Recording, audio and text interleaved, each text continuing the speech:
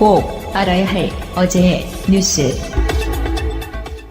아세안 기업 투자 서밋과 정상회의에 잇따라 참석한 문재인 대통령이 한 아세안 미래공동체 구상을 발표했습니다. 먼저 한 아세안 협력기금 출연 규모를 오는 2019년까지 현재의 2배 수준으로 늘리는 등 각종 기금을 대폭 확충하겠다고 약속했습니다. 특히 한 아세안을 더불어 잘 사는 공동체를 넘어 위기 때 힘이 되어주는 안보 공동체로 발전시켜 나가자고 제안했습니다. 북한의 핵과 미사일 도발, 테러와 폭력적 극단주의, 사이버 위협 등 복합적 안보 위협에도 공동으로 대응해 나가야겠습니다. 신남방경제 구상과 안보 협력을 통해 아세안과의 관계를 한반도 주변 4대국 수준으로 격상시키겠다고 강조했습니다. 문 대통령은 잠시 뒤 리커창 중국 총리와 만나 한중 관계 복원에 속도를 낼 계획입니다. 경제 분야, 특히 사드로 막혔던 양국 간 교류를 정상화하는 데 집중할 걸로 보입니다. 양측은 새로운 시작, 좋은 출발이란 그제 시진핑 주석과의 공감대를 토대로 실질적인 발전 방향을 모색할 걸로 알려졌습니다. 문 대통령은 올해 아세안 의장국인 필리핀 두테르테 대통령과도 정상회담을 갖고 양국 간 경제 협력과 북핵 공조를 한층 강화해 나갈 계획입니다. 욕설이 곳곳에서 터져나옵니다. 서로 몸으로 밀치기도 합니다. 오늘 오전 서울 마포구 상암동 박정희 대통령 기념도서관에서 열린 동상기증식에서 찬반 양측이 충돌했습니다. 경찰이 저지선을 만들어봤지만 물리적 충돌을 막진 못했습니다. 대통령 기념관에 대통령 동상을 세우는 건 세계적인 상식입니다. 박정희는 청산이 대상이 될지언정 결코 기념이 대상은 될 수 없다. 이날 동상 제막식은 열리지 않고 기증증서 전달식만 진행됐습니다. 제작비 5억 원이 투입된 높이 4.2m, 무게 3톤의 청동 동상은 이미 제작돼 있는 상태입니다. 동상 기증한 분은 내 이름을 다시 말아놨죠. 16억에. 하지만 서울시 소유인 기념관 부지에 조형물을 세우려면 서울시 심의를 거쳐야 한다는 지적에 따라 실물 없이 증서만 기증한 겁니다. 동상 건립 추진 모임 측은 앞서 세종대로와 테헤란로 무역회관, 용산 전쟁기념관 등도 동상 건립 후보지로 검토했지만 무산됐습니다. 재단 측은 서울시 심의를 받겠다는 입장이지만 찬반 양측 입장이 팽팽히 맞서고 있어 논란은 계속될 전망입니다. MBC 대주주인 방송문화진흥회가 오늘 김장겸 MBC 사장 해임을 결정했습니다. 여의도 방문진에서 열린 제8차 임시이사회에는 이완기 이사장을 포함해 여권 추천이사 5명과 김광동 야권 추천이사가 참석했습니다. 무기명 비밀투표로 진행된 표결에서 총 제적이사 9명 중 참석이사 6명 가운데 찬성 5표, 기권 1표로 해임안 건이 가결됐습니다. 이 투표 결과에 따라서 김장겸 대표이사의 해임을 결의했습니다. 해임 사유는 방송의 공정성, 공익성 훼손과 부당 노동행위 실행 등 7가지로 이사회에서 사장 해임이 결정된 건 김재철 사장에 이어 2번째입니다. MBC 주주인 박문진과 정수장학회는 오후 늦게 주주총회를 열어 사장 해임을 최종 확정했고 당분간 백종문 부사장이 사장 직무를 대신 수행합니다. 71일째 파업 중인 MBC 노조는 김 사장 해임안 결의를 환영하며 이르면 15일 파업을 중단할 계획이라고 밝혔습니다. 다시 예전처럼 국민의 신뢰를 받는 제대로 된 공영방송의 역할을 할 수 있는 첫 단추가 끼워졌다고 생각합니다. 한편 김장겸 사장은 해임안 의결 직후 자료를 내고 권력으로부터 MBC 독립을 끝까지 지켜내지 못해 송구하다는 입장을 밝혔습니다. 방송 중간에 좋아요를 눌러주시면 새날팀들에게 큰 힘이 됩니다. 미리 감사합니다.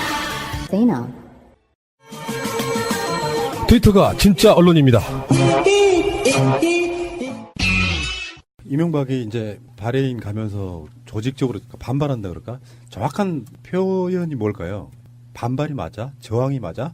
뭐야? 반항이 맞을까요? 반항. 짜증. 뭐 짜증이라고 하면 아무 일도 아닌 것 같다. 소소한 일 같다. 발악. 네.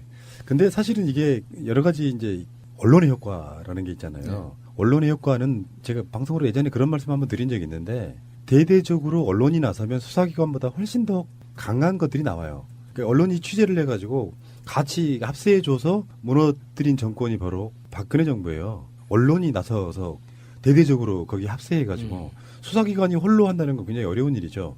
그중에 굉장히 중요한 보도가 하나 나와서 그 이야기 먼저 하고 갈게요. 그 사이버사 관련해가지고 댓글 공작을 날짜별로 서너 단계로 나눠서 단계별 대응을 하거든요. 2012년 3월달 사이버사령부가 댓글 공작에 투입될 군무원 증언 등과 관련해서 청와대와 회의를 해요. 종북 세력을 공격하고 중도 우파를 끌어들인 뒤 우익을 결집시킨다 뭐 이런 내용이 들어있었던 거고요. 단계별 대응이 끝나고 그 마지막 날짜가 4월 11일. 그러니까 19대 총선 당일이 D-Day였다. 뭐 이런 식의 것이 나왔습니다. 그러니까 공무원들의 선거 개입, 정치 개입 이렇게 나타날 수도 있는 건데 이런 어떤 문건이 이렇게 나오면 이명박이 선거, 총선, 그 다음에 있을 대선까지 포함해가지고 개입된 것들이 이제 하나하나씩 드러나는 거거든요. 이 언론에서는 D-Day 있는 총선 당일이라는 그 문구와 댓글 공작에 큰 따옴표 있죠. 쌍따옴표를 넣어서 그게 가장 중요한 것처럼 드러났는데 제 눈에는 단계별이라는 이 말이 더 무서운 것 같아요. 이 범죄성을 확실하게 보여주는 그 표현인 것 같은데 이게 청와대를 비롯한 이 핵심 수뇌부의 승인이 없이는 단계별로 진행한다는 건 불가능하거든요. 일회성이 아니라는 거잖아요. 그 훨씬 전부터 기획이 돼 있었고 각 수뇌부 이하 모든 지휘부별로 이미 이 작전에 대해서 이해하고 승인을 했기 때문에 장기간에 걸쳐서 작전이 수행했다는 거기 때문에 이 단계별이라는 말이 더 무서운 것 같아요. 제도로서의 민주주의가 흔들리고 구타는 일은 이제 없습니다. 민주주의가 밥이고 밥이 민주주의가 되어야 합니다. 여기서 등장하는 주요 인물이 김태효, 당시에 대외 전략 기획관. 아, 이름도 거창하다. 대외 전략 조작관? 이 사람도 조만간 그 이동관과 더불어서 검찰에 소환될 인물이에요. 이 사람이 그러니까 사이버사에 관련돼 있는 담당이었던 것처럼 보이죠. 그래서 이 사람이 국방부 장관, 사이버 사령관, 등등 이렇게 가장 중요한 핵심 고리가 아니었을까. 그러니까 이 사람을 조사를 하게 되면 이명박의 지시가 있었냐 없었냐가 또 나오지 않겠습니까? 얘가 아마도 그 메모 같은 걸 갖고 있을 거예요. 그래서 얘는 실무자잖아요. 이런 김관진이나 이명박이나 이런 애들하고 급이 다른 실무자고 이 실무자는 모든 팩트를 정확하게 알고 있어야 되기 때문에 분명히 메모가 있을 거다. 그런 생각이고요. 아까 야수님도 얘기한 것처럼 이게 단계별 대응이라는 게 참 기가 막히고 이게 화가 나는 게 1단계 종북 세력 공격이에요. 일단 종북 세력을 전체적으로 종북 세력이라고 틀을 만들어서 공격을 해요. 이게 종북 세력이 누구겠어요? 민주당을 종북 세력으로 공격한 거예요. 그리고 중도 우파를 선점해서 사이버전을 통해서 중도 우파를 선점해서 우리의 지지 그룹을 만든 다음에 우익 세력을 완전히 결집시키고 4.11 총선이 D-Day예요. 그러니까 지금 단계별이 이렇게 나가는 거거든요. 얘네들이 이거를 트위터나 모든 그 언론사 댓글 이런 거를 통해서 이거를 시도하고 사실은 어느 정도 성공했다는 거예요, 얘네들이. 이게 이 계획이 아마도 그 다음 총선 이후에 대선까지 계속 밀고 갔을 거고요. 지난 총선에서도 아마 이거를 기획을 했었을 거예요.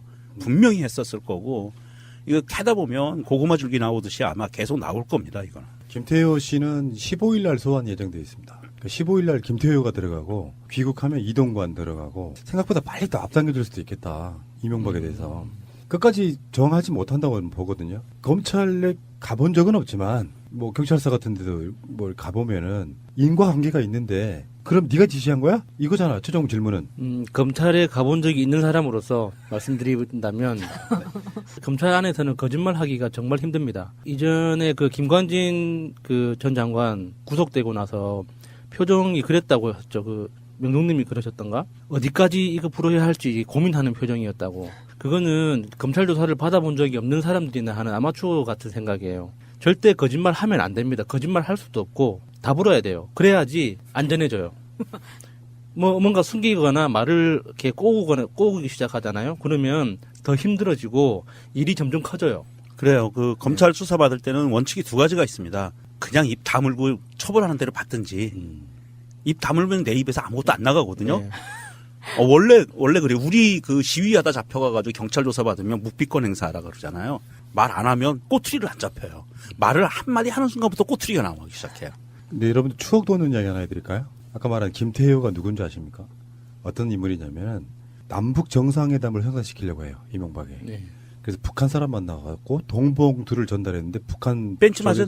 쪽에서 돈 봉투를 팽개치는 상태가 돼서 얼굴이 중국에서? 빨개졌다는 바로 그 인물이 중국에 가서 그렇게 뻘짓했다는 야 중요한 사람이네요. 네. 그러니까 이명박한테는 굉장히 중요한 하수인 중에 한 명인 거예요.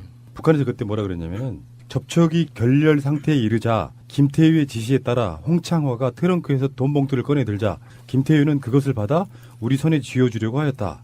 북한 쪽 말이에요. 우리가 즉시 쳐던지자 김태유는 얼굴이 벌개져 안절부절 못하였으며 쳐던지자. 네. 홍창화는 어색한 동작으로 트렁크에 황급히 돈 봉투를 걷어놓고 우리 대표들에게 작별 인사도 제대로 하지 못했다. 그게 혹시 몇 년도예요? 2011년입니다. 그 북한 사람들이니까 이게 돈봉투라고 했을 텐데 이게 우리나라 사람들이 표현했으면 돈봉투가 아니라 돈 가방 내지는 뭐 007 가방 뭐 이런 얘기를 했을 거예요. 근데 돈 봉투를 건넸다는 것 자체가 그 북한 사람들한테는 굉장히 모욕적으로 느껴졌을 거예요. 자본주의 문화가 뿌리 박힌 한국 사회에서는 돈 봉투라는 그게 어떤 여러 가지 의미를 담고 있잖아요. 경제적인 이익, 그 단편적인 경제적 이익뿐만 아니라 여러 가지 의미를 담고 있는 거여서 어떤 설득의 도구가 될 수 있지만 이 돈이 이 중심이 아닌 북한의 입장에서 보면 자기를 굉장히 정신이 없는 어떤 신념이나 정치적 신념이 없는 그냥 나부랭이로 취급하는 굉장히 모욕적으로 느꼈을 수도 있어요. 천안함 사건. 북한 니들이 했다고 해줘. 네. 이 김태효가 또 한 큰 일이 있죠. 한일 군사협정. 얘는 정말 핵심 중에 핵심이네요. 김태효도 들어가면 나오기가 힘들 것 같은 어떤 여러 가지 상황들이 있죠. 그러니까 네가 했다는 거지 그거잖아. 예. 사이버사 관련해서 주요 담당자였던 거거든요. 이명박이 다 뭐 개인적으로 만날 수는 없으니까 때로는 어떤 사안들을 챙길 때 김태효를 중심으로 해서 이제 갈무리가 되고 때로는 직접 만나기도 하고 그런 관계였을 거라고 보는 거죠. 김태효는 빠져나오기 힘들 것 같죠. 얘는 정말 들어가서 다 불어야 돼요. 나 같으면 불어. 그러면 불고 몇 년 그냥 살고 나오는 게 낫지. 자기가 무슨 그 권력의 핵심이었던 양 착각하는 순간 얘는 가기 시작해요. 내가 어느 정도 또 안고 가야지. 이러면 아주 박살납니다. 이분이 지금 현재 상태로는 가장 위험해 보이네요. 빨리 신병 확보를 해야 돼요. 이분이 만약에 사실대로 다 불기 시작하면 김관진을 비롯한 그 고위 수뇌부 조사, 대면 조사를 다시 해야 되는 거거든요. 이 사람 이야기에 따라서. 그러면은 이제 김태호가 검찰에 수사받으러 나가서 아마 긴급체포 형식으로 검찰이 신병 확보를 하지 않을까 좀 바람도 있어요. 이 워낙에 이상한 죽음들이 많아서 이 신병 확보는 꼭 반드시 해야 됩니다. 이런 중요한 사람은 신병 확보하고 구속영장 청구하고 이렇게 들어가야 정상인 것 같습니다. 예. 잠시 후에 계속하겠습니다. 자, 아까 김태효 이야기를 조금만 더 하면은 이명박이 정권을 잡고 나서 노무현 대통령이 그렇게 부러웠을까 이런 생각이 해보는 그런 부분이잖아요. 사실은 지금 사드 문제까지 연결되어 있는 부분이 사실 이명박으로부터 시작하는 거거든요. 김대중 노무현 대통령이 만들어놓은 햇볕 정책의 어떤 그 흐름 속에 북한과의 관계를 완전히 단절하게 되는 사건이 바로 천안함 사건이거든요. 근데 그렇죠. 지금도 우리는 천안함 사건에 대해서 조작일 가능성이 높다. 여러 가지 의문점들이 수도 없이 나왔잖아요. 예, 의혹이 너무 많아요. 그 상황에서 그 당시, 그러니까 2011년 당시에 이명박 정권에서 나온 북한에 제안했던 게 이런 거였다는 거예요. 천안함 침몰 사건과 연평도 포격 사건에 대하여 더 이상 거론하지 않겠으니 재발 정상회담을 위한 비밀 접촉을 가지자. 그래서 거듭 간청해서 만났다는 거예요. 그게 왜 그러는지는 모르겠어요. 그냥 계승하면 되잖아. 그러니까 지금 현재 사실은 사드 문제도 이명박의 나비 효과에 다름 아닌 거죠. 엄밀히 따지면은. 김태효가 자발적으로 했겠냐고요. 김태효는 어떤 의미에서 보면 박근혜에게 있어서 안봉근, 이재만 정도 되는 인물이라고 봐야겠죠. 이 사람이 67년생인가 그래요. 김태효가. 그러니까 2011년 정도 되면 40대 초반 정도밖에 안 됩니다. 40대 초중반. 이야, 그 자부심 쩔었겠네요. 네. 그래서 밖에 많이 알려지진 않았지만 내부적 실세. 그런 사람이 이제 사이버 사령부에 관련해서 담당자였다고 하니까 정말 저는 기대가 아주 만반하는.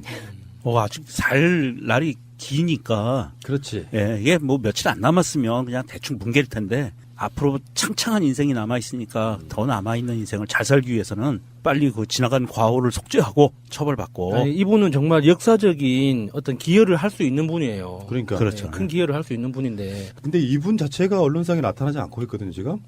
언론 플레이 자체가 안 해. 어떤 상황인지 모르겠네. 그러니까 유명해지는 거를 싫어하는 거죠. 나 솔직히 말해 좀 무서워지려고 그러는데 김태효가 15일 날 검찰에 출두하잖아요. 그 전에 번개탄이면 어떻게 되냐고. 그러니까 그 전에 유명해져야 된다니까요. 유명해질수록 안전해지잖아요. 그러니까 주진우 기자도 그렇고 김호준 씨도 그렇고 그 자기들 전략이 그거였잖아요. 최대한 많이 알려야지, 많이 드러나야지 안전해지기 때문에 열심히 그 언론 활동을 했던 건데, 정말 이렇게 전체 사건 맥락에서 이분이 정말 너무 많은 그물 같은 정보를 가지고 있는 사람이잖아요. 한 번에 다 잡을 수 있는 그물을 가지고 있는 사람인데, 이 사람이 언론에 이렇게 유명해지지 않도록 뭔가 조정이 되고 있다는 건 그만큼 위험해지고 있다는 거죠, 이 사람이. 저는 거꾸로 생각을 해요.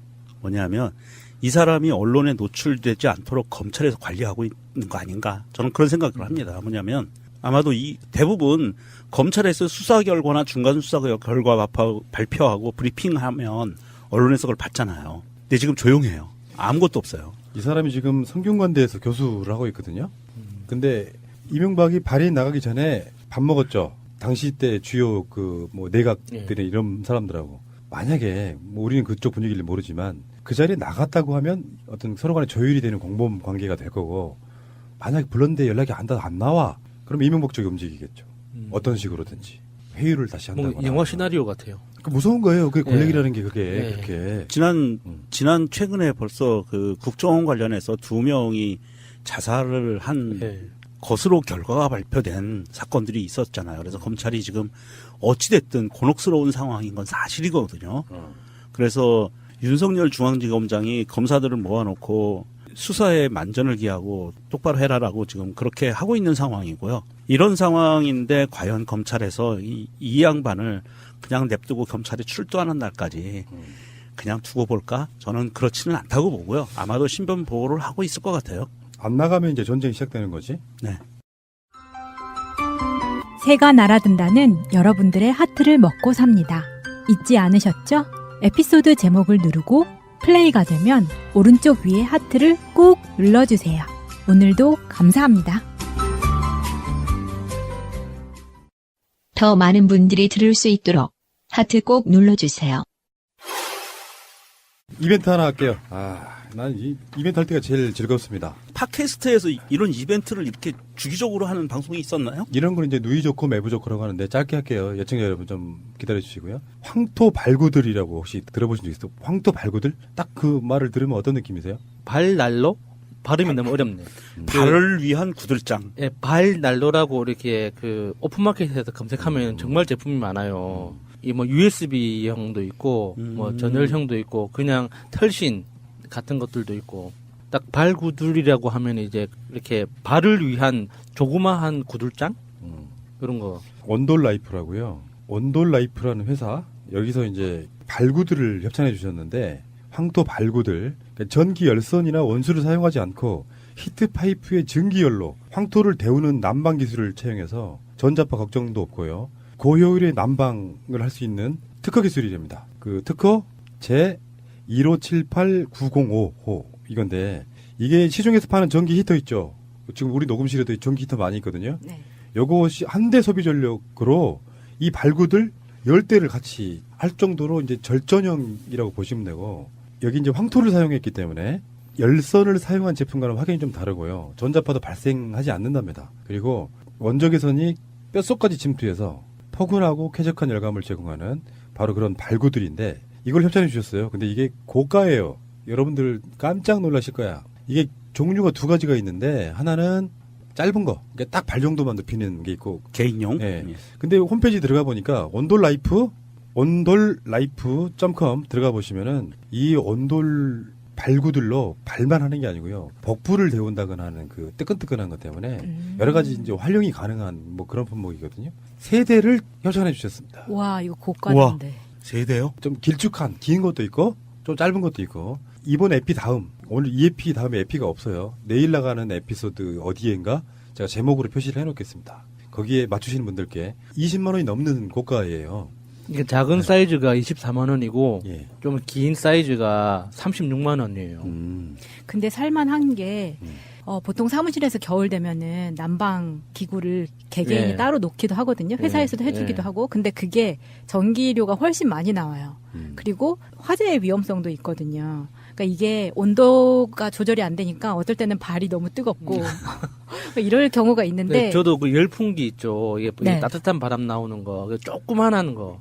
그러니까 30cm, 높이 30cm도 안 되는 조그만한 거 귀여워서 하나 샀다가 한 달 그 전기 요금이 10만 원이 넘게 나와가지고 바로 그냥 방치. 차라리 그냥 시린발로 지내자 싶어가지고. 그러니까 전기 히터가 에어컨이라면 네. 요거는 똑같은 성능인데 선풍기 정도의 전기밖에 안 먹는다 이런 네. 거고요. 네. 스위치 올리고 발을 이렇게 대고 있거나 배를 대고 있거나 하면 되는 거잖아요. 그 홈페이지에 보니까 여성분이 앉아 계신 것도 있어요. 사진이. 이거 괜찮을 것 같아요. 겨울에. 그 여자분들 좌욕 뭐 이런 게 있거든요. 네. 특히 이제 뭐 임신하셔가지고 나중에 이렇게 아이 낳고 나면은 그런 식으로 이렇게 대표주는 뭐 그런 것도 있고 뭐 활용도는 굉장히 뛰어날 거라고 보고 전자포도 안 나오고 황토로 만들어졌다 그래서 굉장히 건강하다. 문제는 이제 겨울에 이걸 어떻게 쓸 거냐, 어떻게 쓰는지 궁금해서 한번 생각을 해봤어요. 어디다가 쓸 수 있냐. 일단 푸른 나무의 편집실에도 하나 넣을 겁니다. 추워요. 공무원 시험 준비하시는 분들 고시원 같은 데 가면 추워요. 거기에 이제 하나 놓으셔도 괜찮고, 저는 제 그 먼 친척 중에 한 분이 시장에서 계시는 분 계시거든요.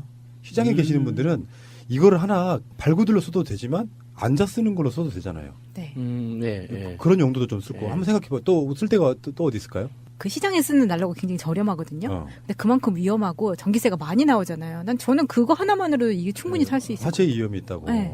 온돌라이프에서 나온 황토 발구들 협찬해 주신 거 퀴즈 맞추시면 온돌라이프에서 보내드리는데 워낙 고가라서 지금까지 우리가 했던 이벤트 중에 가장 고가가 아닐까 싶어요. 네. 그런데 저도 이걸 하나 사고 싶은 게 집에서도 컴퓨터 작업을 많이 하거든요.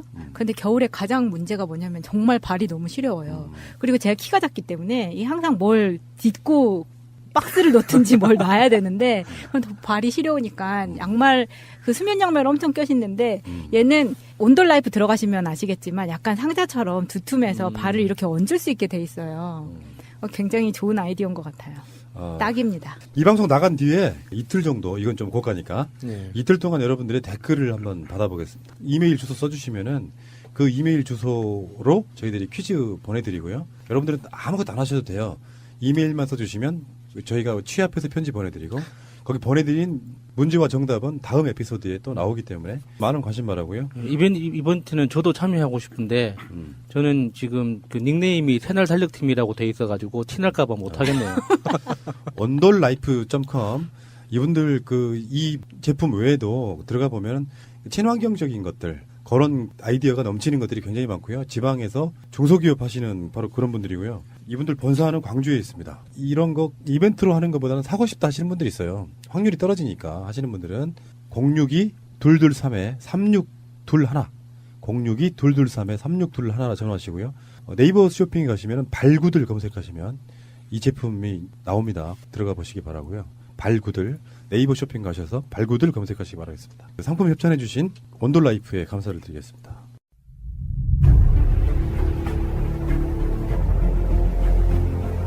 국민들은 국가의 존재 이유가 무엇이냐고 물었습니다. 어려울 때 국가가 든든하게 지켜주고 있다는 믿음을 주어야 합니다. 그것이 국가의 존재 이유입니다. 민주당 적폐 현황 문건이라는 게 있습니다. 민주당 정책위원회가 지난주에 소속 의원들에게 배포한 국정감사에서 제기된 적폐 현황 이 문건이 있는데 여기에 전 분야에 걸쳐가지고 73건의 적폐를 규정해놨는데요. 여기에 대해서 조선일보가 뜬금없이 공격을 시작해요.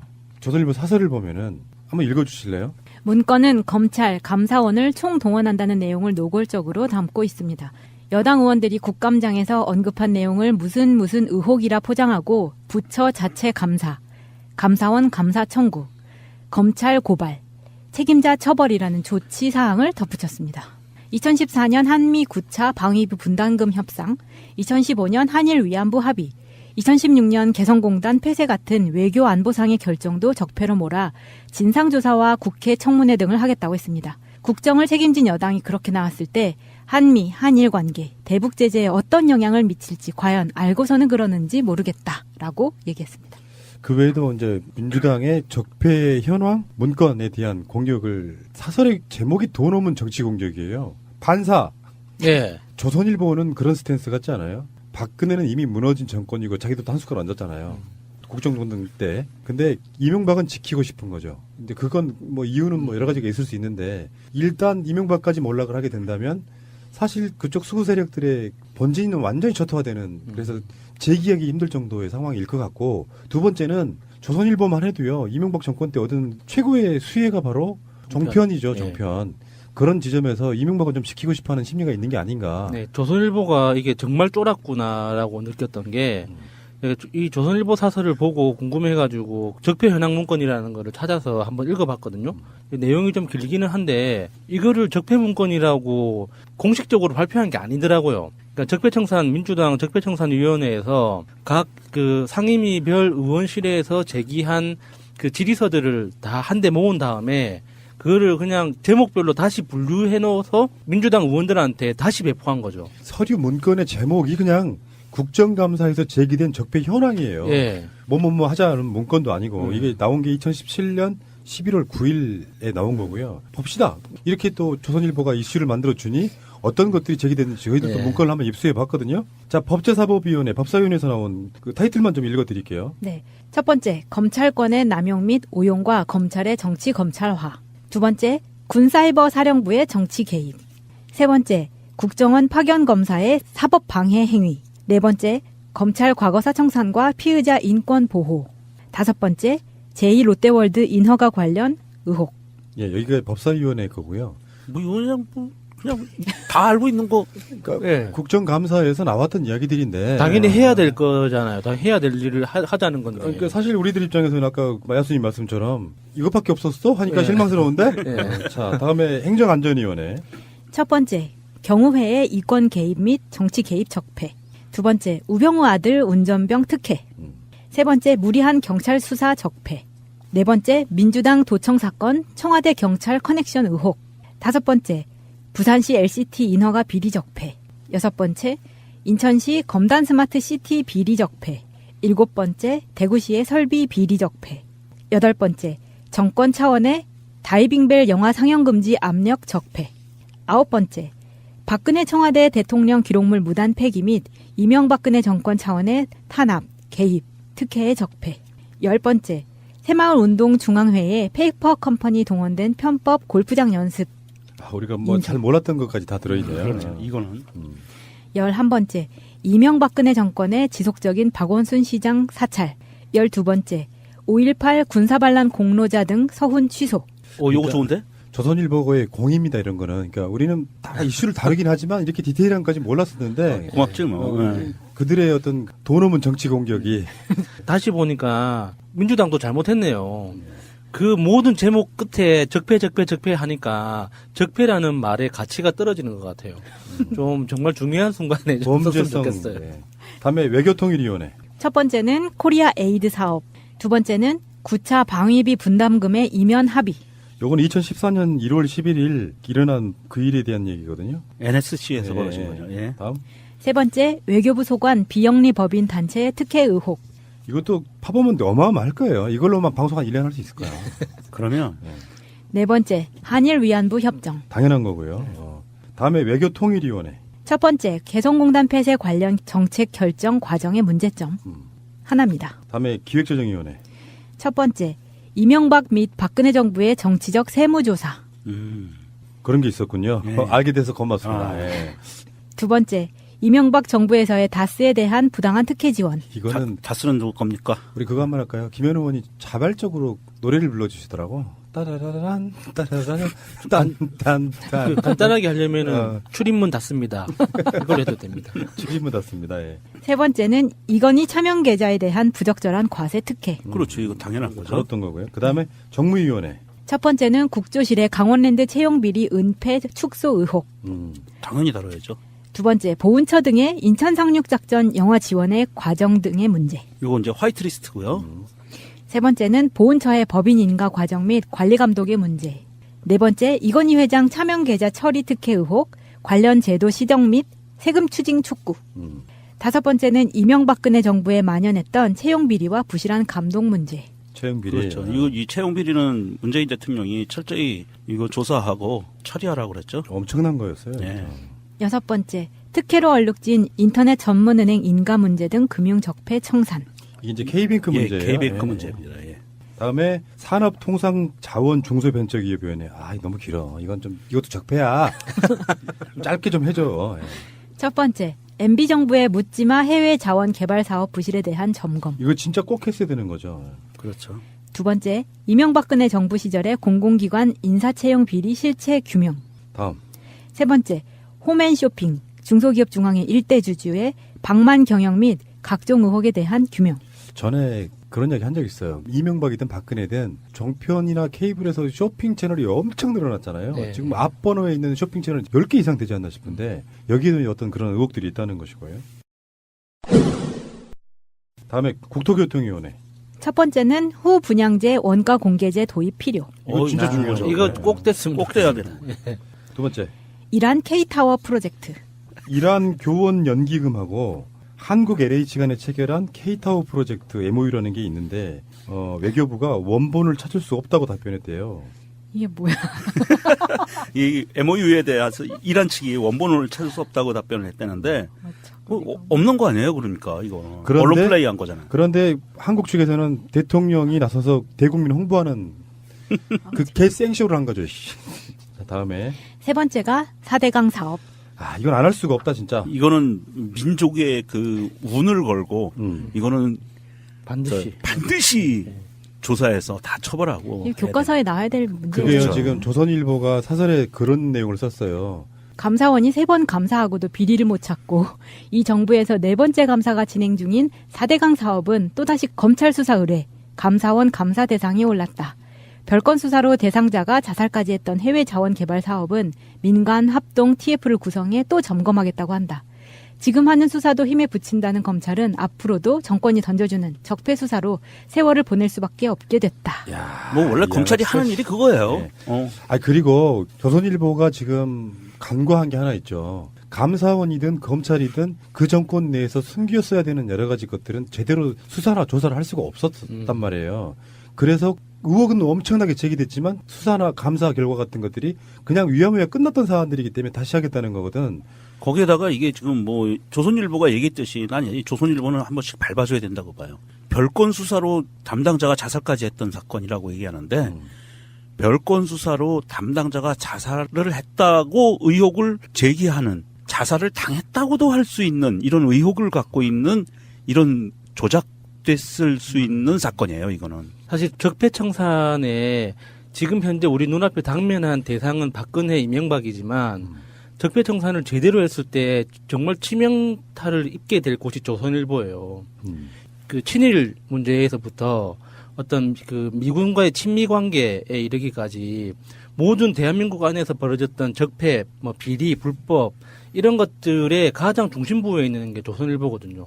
대표적으로 상징적으로 이제 볼 수 있는 게 그 조선일보 방실가의 그 선산 있죠. 그 조상들의 무덤. 네. 무덤이 용산 미군부대 안에 있어요. 오. 그게 뭘 상징하겠어요? 그렇게 될 수 있는 것 자체가 조선일보가 지금 한국사에서, 현대사에서 한국 사회 안에서 어떤 위치에 있는지 보여주는 거잖아요. 대한민국이라고 하는 나라에서 대표적인 적폐가 네. 조선일보 원탑이죠. 자, 다음. 네 번째, 한국판 피사의 사탑. 이게 부산에서 일어난 일이라는데 이게 뭐예요? 혹시 아세요? 네, 이 사진이 되게 유명했었는데 부산의 오피스텔 건물인데 이게 이렇게 기울어져 있는 거예요. 그래서 사람들이 이게 말이 되냐. 일부러 그런 것도 아니고요. 네, SNS에 엄청 돌아다녔었죠. 그러니까 기반공사가 부실한 상태에서 그 건물을 올렸는데 그것이 이제 준공허가까지 나는 이게 부산 공무원들의 비리 문제가 엮여 있는 거죠. 아, 기울어졌는데 준공허가가 났다고요? 네. 미치겠네. 다음. 5번째, 검단 스마트시티, 송도 6809, 송도 SLC 특혜 의혹. 이거 할 말 진짜 많은데. 진짜. 지금 반밖에 안 했어요. 빨리 넘어가야 됩니다. 6번째, 부영 부실공사 및 10년 임대 분양 전환가 개선. 계속하겠습니다. 7번째, 사회공헌재단 기부금 출연 약속 불이행. 이게 이제 재벌들 이야기인데 네. 4대강 뭐 등등 해가지고 처벌받고 막 그러면서 항상 그런 식으로 빠져나가잖아. 국가에다가 뭐 헌납하겠다 뭐 이런 식으로. 안 지켜. 네, 이게 1조 3천억 원 불법 담합해서 대가로 2천억 기부하겠다고 약속했는데 이걸 안 했다는 거죠. 예. 47억밖에 안 했다고요. 예. 다음에 농림축산식품해양수산위원회. 첫 번째, 마사회 위니월드 조성 과정의 의혹. 혹시 이니월드 아니에요? 네, 그리고 두 번째, 마사회 말관리사의 고용 불안. 아유, 많죠, 문제가. 세 번째, 마사회 대리마주를 통한 승부 조작 우려. 네 번째, 08년도 농협 송도 특혜 대출. 어마어마하구나. 우리가 몰랐던 게 너무 많구나. 다섯 번째, 외국인 전용 장외 발매소 워커힐에 외국인의 특혜 부여. 다음에 보건복지위원회. 첫 번째, 국립중앙의료원의 안명옥 원장의 인사 전행 및 방만 운영 문제. 이 사람 그 당시 새누리당 국회의원 출신이죠. 아마 그럴 거예요. 두 번째, 보건의료연구원의 낙하산 인사와 무원칙한 인사원칙. 세 번째, 건강증진개발원 정기혜 원장의 전횡과 부적절한 처신 관련. 다음에 보건복지위원회. 첫 번째는 복지 분야의 블랙리스트 존재. 두 번째는 국민이 모금한 사회복지 공동모금의 기금 배분에 정권의 부당한 개입. 요게 그 체리 그거죠. 네, 그 빨간 열매. 예. 사랑의 열매. 사랑의 열매. 다음에 환경노동위원회. 첫 번째가 환경부의 2011년부터 12년 MB정부의 관제데모 민간단체의 지원금 교부. 아이고, 이게 뭐 이것도 우리는 뭐 크게 다루거나 그러지는 않았는데 환경부가 보조금을 지급해오면서 이 사람들이 환경이니까 무슨 뭐 개발 같은 거 하고 그럴 때 이거를 관제데모 시켰다는 거죠. 환경부 산하기관 비위 직원에 대한 솜방망이 징계 문제. 세 번째, 환경부 R&D 담당 환경산업기술원의 적폐 문제. 우리가 뭐 정치 이슈만 갖고 이야기했었는데 어마어마한 것들이 있었네요. 그러네요. 환경노동위원회에서 환경 분야가 좀 전에 이야기였고 환경노동위원회에서 노동 분야예요. 첫 번째가 고용노동부 소관 산하기관의 운영의 문제. 두 번째는 산업재해 승인 과정의 문제. 세 번째는 재정지원 일자리 사업의 문제. 다음에 여성가족위원회. 첫 번째, 일본군 위안부 피해자 기록물 유네스코 등재 실패. 이것도 할 말 참 많은데 네, 넘어가겠습니다. 두 번째, 한국청소년 상담복지개발원 국정원 댓글 공작 개입 의혹. 이런 일이 있었어? 세 번째, 한국청소년활동진흥원의 국립청소년 평창수련원 불법 사용. 교육문화체육관광위원회 교육 분야. 첫 번째, 국정역사교과서. 네, 당연한 거고요. 두 번째, 국립대 총장 임용제청 거부로 장기 공백 발생. 세 번째가 국립대 병원 전공의 고질적인 폭행. 네 번째, 산하기관장의 업무 추진비 문제, 산하기관의 도덕적 해이. 교육문화체육관광위원회 문화체육관광 분야. 첫 번째, 한국출판문화산업진흥원의 출판계 블랙리스트. 두 번째가 MB정부 좌파문화인사 주도 단체를 무력화. 세 번째가 이기성 한국출판문화산업진흥원 원장의 모랄 해저드. 네 번째가 문체부 산하 한국문화정보원의 부패. 다섯 번째, 박근혜 정부 부산국제영화제 다이빙벨 상영 조직적 방해. 여섯 번째, 모태펀드 문화예술계정 보수단체 인사로 외부 전문가 풀 구성. 일곱 번째, 문화재 관리의 부실 행정. 얼마 안 남았는데요. 그런 말씀 드리고 싶어요. 국회의원들이니까 하는 거지 우리는 머리 터져버릴 것 같아요. 과학기술방송정보통신위원회 과학기술 분야. 한 개인데요. 국정원의 이탈리아 감청 프로그램 도입 관련 국가보안기술연구소의 관여. 이거는 우리가 방송으로 한 적이 있습니다. 네, RCS. 예. 최근에 그것이 이제 거기서 전혀 그런 거 상의한 적 없다라고 했는데 상의한 적이 있다로 최근에 나왔죠. 과학기술방송정보통신위원회 방송정보통신 분야. 하나입니다. 권한 유착의 언론 적폐. 그러면서 이제 일단은 박문진 이사장하고 MBC 사장은 지금 교체가 된 거고요. 이렇게 해서 총 49페이지에 걸친 문건인데 문건이라는 표현보다 좀 그렇고 그냥 모아놓은 그러니까 그런 걸 해야지. 민주당이 이번에 국정감사에서 뭘 했는지를 이렇게 정리를 해둬야. 근데 이게 사실 정확하게 이야기하면 조선일보가 이렇게 화들짝 놀라줘서 우리가 다시 한번 들여다볼 수 있는 기회가 생겼는데 이거 매년 국정감사 때마다 하는 거예요. 이게 그 국정감사 시작하기 전에 국정감사 상황실이라고 현판식을 하거든요. 그러니까 국정감사 상황실이 이런 일을 하는 거예요. 각 그 의원실에서 나오는 그 정책 자료나 질의서를 모아가지고 이렇게 한데 정리를 하거든요. 근데 그 냉정하게 이야기하면 적폐청산위원회에서 이렇게 살짝 슬쩍한 거죠. 상황실에서 그 정리한 걸 제목을 바꿔서 다시 공유한 건데 조선일보가 너무 화들짝 놀라니까 이렇게 이슈가 되는 것 같아요. 자, 조선일보 사설에서 이렇게 말하고 있습니다. 그간 정치권에서 적폐청산의 소용돌이가 내년 지방선거까지 몰아칠 것이란 얘기가 파다했다. 이번 문건을 보니 빈말이 아니다. 문건 속 여당이 제기한 의혹에는 부산시장, 인천시장의 실명이 등장한다. 인천시장 관련 의혹은 감사원 감사와 검찰 조사가 필요하다고 했다. 대구시는 내용도 막연한 설비 비리 적폐를 지역 방송사와 손잡고 계속 제기하는 걸로 되어 있다. 이걸로 선거를 치르자는 것으로 보인다. 결국 적폐청산 바람은 이명박 전 대통령에게 모일 것이다. 이미 여당 대표가 이 전 대통령을 출국 금지시키자는 친노 지지층을 부추기는 상황에까지 왔다. 나라의 대립과 갈등의 쇳소리만 점점 커지게 될 게 뻔하다. 조선일보의 적폐성이 적나라하게 드러나는 시각이. 그러면 이런 식의 논리라 그러면 어떤 범죄도 처벌할 수 없습니다. 맞아요. 그리고 이 조선일보가 이게 프레임을 묘하게 짜는 게 여기 마지막에 친노 지지층을 부추기는 상황에까지 왔다라고 프레임을 짰어요. 예전처럼 친노로 묶어놓는 거예요. 이거는 친노 지지층이 아니고 현재는 엄격하게 얘기하면 친문 지지층이에요. 전 국민의 80% 가까운 친문 지지층. 이게 좀 비읍시옷 같은 게 문재인 대통령이 40% 조금 넘는 득표율로 당선되잖아요. 그런데 나머지에 찍지 않았던 분들이 지금 2배 정도 불어난 그렇죠. 지지층들이 예. 적폐청산해. 다른 말로 말하면 범죄들에 대해서 처벌해. 라고 말하고 거죠. 있는 거거든요. 예. 조선일보가 한국 사회에서 얼만큼 적폐 세력인지를 단적으로 보여주는 바로 이런 사설을 보고 분노하지 않을 수가 없어서 우리는 장자연 사건에 대해서 다뤄지기를 한 번 더 희망해 봅니다. 저도 그거를 그 국회에서 장자연 리스트에 관련해서 한번 좀 제대로 다뤄줬으면 좋겠어요. 대한민국 완전한 대한민국 문재인과 손잡고 다시 하는 우리 대한민국. 끊지 마세요. 끊지 마세요. 홍종학 중소벤처기업부 장관의 그 청문회 때 나왔던 이야기죠. 대기업의 기술 탈취 이 부분이에요. 혁신 성장과 공정한 기술 거래를 저해하는 걸림돌로 이를 방지하는 것이 정부 국정과제의 매우 중요한 사안이다. 이렇게 홍종학 장관 후보자가 이야기를 했고요. 대기업이 중소기업 기술을 탈취하면 손해액의 3배에서 10배까지 배상하도록 하겠다. 뭐 이런 이야기거든요. 관련하여 인터뷰를 한번 해보겠습니다.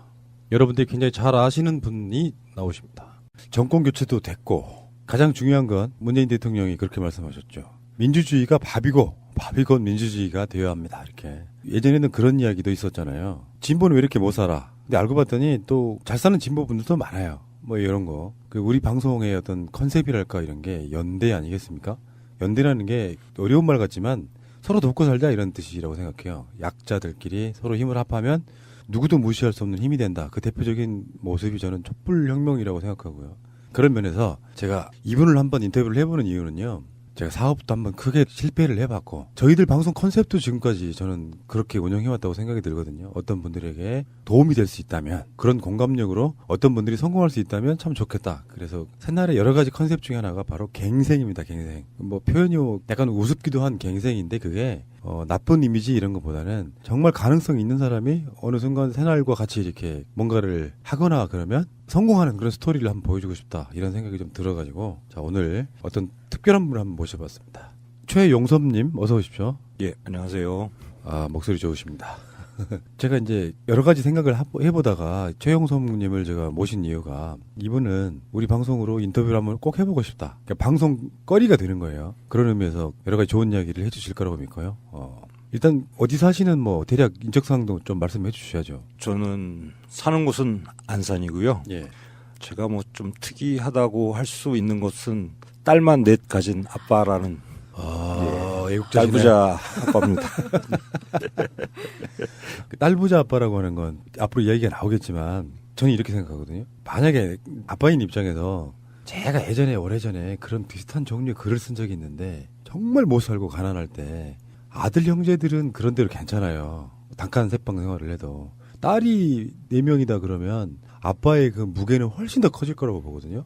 남자애들은 대충 굴려도 막 잘 살아요. 별 부끄러움 없이. 그런 면에서 아빠가 갖는 그 아빠로서의 책임감이 훨씬 컸을 거라는 생각이 들어요. 예, 평소에는 그런 것에 대한 부담이 참 없었고 오히려 무책임하다라는 소리까지 들어보기도 했는데 문득문득 그런 후회되고 또 내가 좀 더 잘했으면 다른 결과가 나오지 않았을까라는 그런 좀 자책 같은 것도 많이 간혹 하기는 하죠. 그런데 뭐 이제 그 이야기는 뭐 아주 오래전 이야기일 것 같고 모르겠어요. 지금 방송 들으시는 분들 중에 여자분들이든 남자분들이든 한 가정의 가장이 어느 정도까지 올라왔을 때 그래도 밖에 이렇게 막 자랑도 할 수 있고 좀 표현이 좀 그렇긴 합니다만 내놓을 수 있고 왜 이런 거 있잖아요. 변변하게 뭐 돈을 제대로 못 번다라고 생각을 하면 또 그게 자랑스럽지 않은 가족도 저는 있을 거라고 보거든요. 그런 분들이 꽤 있는데 저는 절대 가장이나 엄마 아빠를 그렇게 평가하는 건 잘못된 거라고 생각이 드는데 그래도요. 어떤 사람인가가 피나는 노력을 해가지고 뭔가 어떤 눈에 보일 만큼의 성공을 거둔다면 저는 그건 굉장히 박수 쳐줄 일이라고 생각하고요. 지금 이 방송은 원래 기획 의도는 이런 겁니다. 뭔가 이렇게 시작해서 뭔가 잘 안 되시는 분들 또 그런 어떤 그 시작을 해보려고 하시는 분들 이런 분들한테 굉장히 많은 좀 도움이 됐으면 좋겠다 이런 생각으로 드리는 거고요. 지금 제가 소개를 하나 해드릴게요. 지금 여기 나오신 분은 우리 광고로 나가는 여보 담배 좀 그만 필 수 없어요. 내려. 네, 그게 실제 모델이십니다. 파파메이드 최용섭 대표님 어서 오십시오. 예, 안녕하세요. 예, 우리가요 그 이제 광고라고 물건을 먼저 받아보잖아요. 예. 근데 그때 구성원들이 다 깜짝 놀랐어요. 그렇게 평가해 주셔서 예. 정말 감사하고요. 그러니까 그 파파메이드라고 하는 제품이 와가지고 식초 냄새 발라보고 와 진짜 금방 그 냄새가 아예 없어지는구나. 맞아요. 정말 깜짝 놀랐어요. 네. 네. 그래서 방송으로도 여러 번 나갔지만 제 저쪽에 편집하는 공간에다가 그 파파메이드를 몇 개를 설치를 해놨어요. 진짜로 담배 연기 냄새가 획기적으로 없어진 워낙에 많이 피기 때문에 저 공간이 아예 없어지진 않아요. 다른 그 벽이나 다른 구조물들이 갖고 있는 냄새가 있기 때문에 안 되는데 예전 같으면 잣대를 깨끗이 치우고도 다시 그 다음날 아침에 들어가도 담배 냄새가 쾌쾌하게 났는데 지금은 그 다음날 다시 들어오면 담배 냄새가 거의 안 느껴지는 정도. 실질적으로 그렇게 사용해 보신 분들이 칭찬을 많이 해주시곤 하는데 소위 말하는 이제 전문가 그룹에서는 굉장히 외면받고 심하게는 뭐 저보고 사기꾼이라고 하는 분도 계셨고 논리적으로 그러니까 자연과학적으로 저의 제품이 이치에 닿지 않는다 해서 이제 사기꾼이라는 표현을 쓰셨나 본데 그런 오해도 많이 받고 했었습니다. 그 이야기는 이따가 다시 하시기로 하시고 예. 먼저 살아오신 이야기 좀 듣고 싶어가지고요. 제가 듣기에 이게 처음 사업 시작하신 게 아니죠? 예, 아닙니다. 그 뭐 석칭 얼마나 말아먹으셨어요? 일단 아버님이 물려주신 땅 말아먹었고요. 얼만큼이요? 몇 억 정도. 부잣집 아들이셨구나. 꼭 그런 건 아니지만. 아니 그 부잣집이 아닌데 몇 억 정도 땅을 아버지가 물려주세요. 금수저셨네. 금수저. 그리고 집 살고 있던 집 부모님 모시고 이제 지금도 같이 살지만 그 집 날려 먹었고요. 대체 뭘 하셨길래? 그때 당시 이제 집 날려 먹은 것은 대학 동기하고 사냥유 사업을 했었습니다. 예, 이제 그 친구가 한때 우리나라에서 이제 멸종됐던 사냥을 멸종된 원인을 찾아서 그걸 예방하고 다시 호주에서 수입해서 유사냥을 키웠고 그것을 이제 사업화하는 걸 같이 했었습니다. 근데 저는 최용섭 대표님을 모신 이유가 엄청 공감이 좀 됐어요. 그 스토리를 뭐 여러 가지 들어보면 특히 이제 이런 또래 뭐 중년의 남자들이 갖는 숙명 같은 건데 일단 사모님이 고생 많이 하셨을 것 같은데 이런 측면이 있는 거예요. 어떤 분들은 실패가 계속되면 결국 포기해요. 그래서 예. 제대로 된 밥벌이는커녕 그냥 백수로 그냥 지내신 분도 꽤 있어요. 예. 그런 분들이 이제 빼고 그러면 이제 부인들 속 썩어버리는 거고 그리고 어떻게든지 막 일어나려고 하는 그 아빠들의 공감력에 대해서는 저는 굉장한 동질감을 느끼는 사람이거든요. 어떨 때는 심하게 사업이 이렇게 좀 망한다거나 그러면 정말 죽음 생각 많이 하죠. 부끄럽고 힘드니까 앞으로 막막하니까 죽어버려야겠다 이런 생각 많이 하잖아요. 솔직히 예. 그런 적은 없으셨습니까? 물론 있었습니다. 물론 있었고요. 그런 점에서 집사람한테 정말 감사하다는 얘기 다시 하고 싶은데 지금 할 수 있었던 것도 그러니까 지금 하고 있는 회사를 창업하기 전해에 굉장히 혹독하게 힘들었던 시절이 있었습니다. 그리고 그 시절을 빨리 마무리하고 집사람에게 얘기했죠. 나는 이 아이템 가지고 꼭 사업을 하고 싶어. 어떻게 하면 좋을까라고 했더니 집사람 대답이 그럼 전세금 빼서 월세로 가자. 오, 멋지다. 멋있다. 그래서 이제 그때 빼준 2천만 원 가지고 시작을 했습니다. 이게요 보통 일은 아닌 게 이건 대표님이 잘하신 거라고 봐요. 이유가 뭐냐면은 보통 그런 경우에 부인께서 남편에 대한 믿음이 없으면 불가능한 일이에요. 가져오기라는 게. 또 말아먹으면 어떡해. 차라리 손이나 보지 말고 그냥 그대로 있어. 보통 근데 자기 남편에 대한 믿음이 계신 거죠. 잘할 수 있을 거라는 또는 이게 내조의 최고봉이라고 보는 게요. 그거고 나면 이제 아예 없는 거잖아요. 그것까지 이제 들어먹으면. 예. 근데 그 정도는 돼야 그러니까 그런 믿음이 있으면 확실히 밖에 남편분들이 힘이 좀 돼요. 예, 물론입니다. 그러니까 밖에서 뭐라고 들어갔든 간에 집에서 이렇게 잘 맞아주고 믿어주고 그러면 밖에 나가 일을 잘하게 되는데 반대로 아무리 밖에서 좋은 일이 있어도 집에 들어가기 싫기 시작하잖아요. 그러면 이게 사업이 잘 될 수가 없어요. 편안하게 쉴 수도 없고. 아, 이거 참. 자, 길게 하는 인터뷰는요. 제가 대표님하고 약속을 한번 할게요. 이거 사회적으로 저 양반 성공했다라고 해서 어떤 CEO의 인생 성공 스토리 할 때는 한 몇 시간 하겠습니다. 근데 이게 아직 유명하지 않으신 분이 너무 인터뷰를 오래 하는 건 청취자분들한테도 결례다. 그래서 이제 본론으로 한번 들어가 볼게요. 예.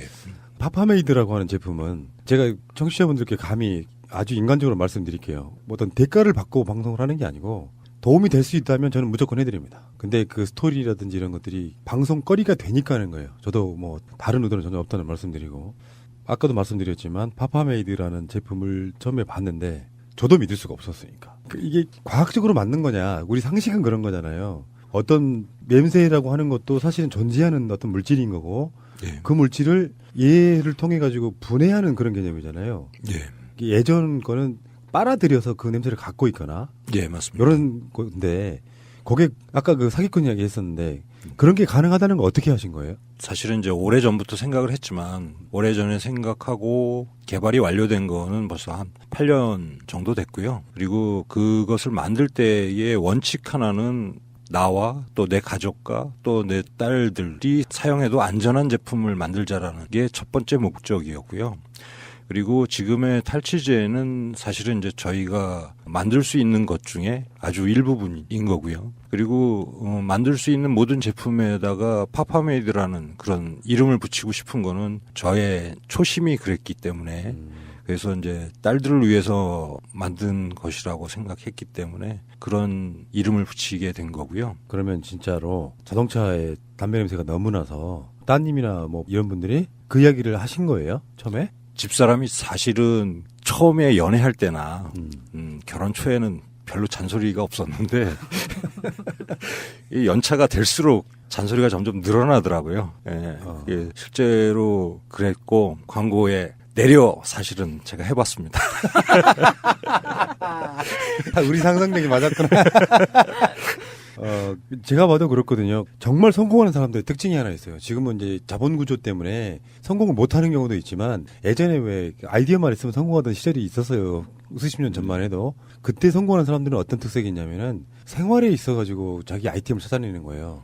그러니까 담배 좀 그만 필 수 없어 그렇고 내려 하는 사람이 있는 반면에 잠깐만 내가 자동차 안에서 냄새 안 나는 법을 개발하면 되는 거 아닐까? 이렇게 돌아갈 수 있으면 그 사람 성공한다는 거예요. 물론 이따가 다시 이야기가 나오겠지만 그 아이디어를 채가는 사람도 있기는 해요. 요즘에는. 근데 일단 시작은 아이디어는 있어야 되잖아요. 아까 질문 드린 거 답해 주셔야 돼요. 아이 냄새를 없애버리는 그 기술이랄까 이런 걸 어떻게 발견하신 건지 아니면 그 우연치 않게 찾아내신 거예요? 아니면 어떻게 된 거예요 그게? 사실은 이제 탈취제보다 먼저 만들었던 건 제습제고요. 예, 저희가 이제 만들 수 있는 가장 빠른 방법 중에 하나는 이제 제습제였고, 제습제라는 것은 결국 수분을 잡아당기는 능력이 있어야 되는 제품인데, 뭐 하마 이런 것처럼. 예, 근데 제습제로 인해서 다른 입자들, 분자들을 갖다가 잡아당길 수 있다면 냄새도 충분히 잡아당길 수 있을 것이다. 왜냐하면 거기에도 수분이 포함되어 있을 테니까라고 이제 시작을 했고요.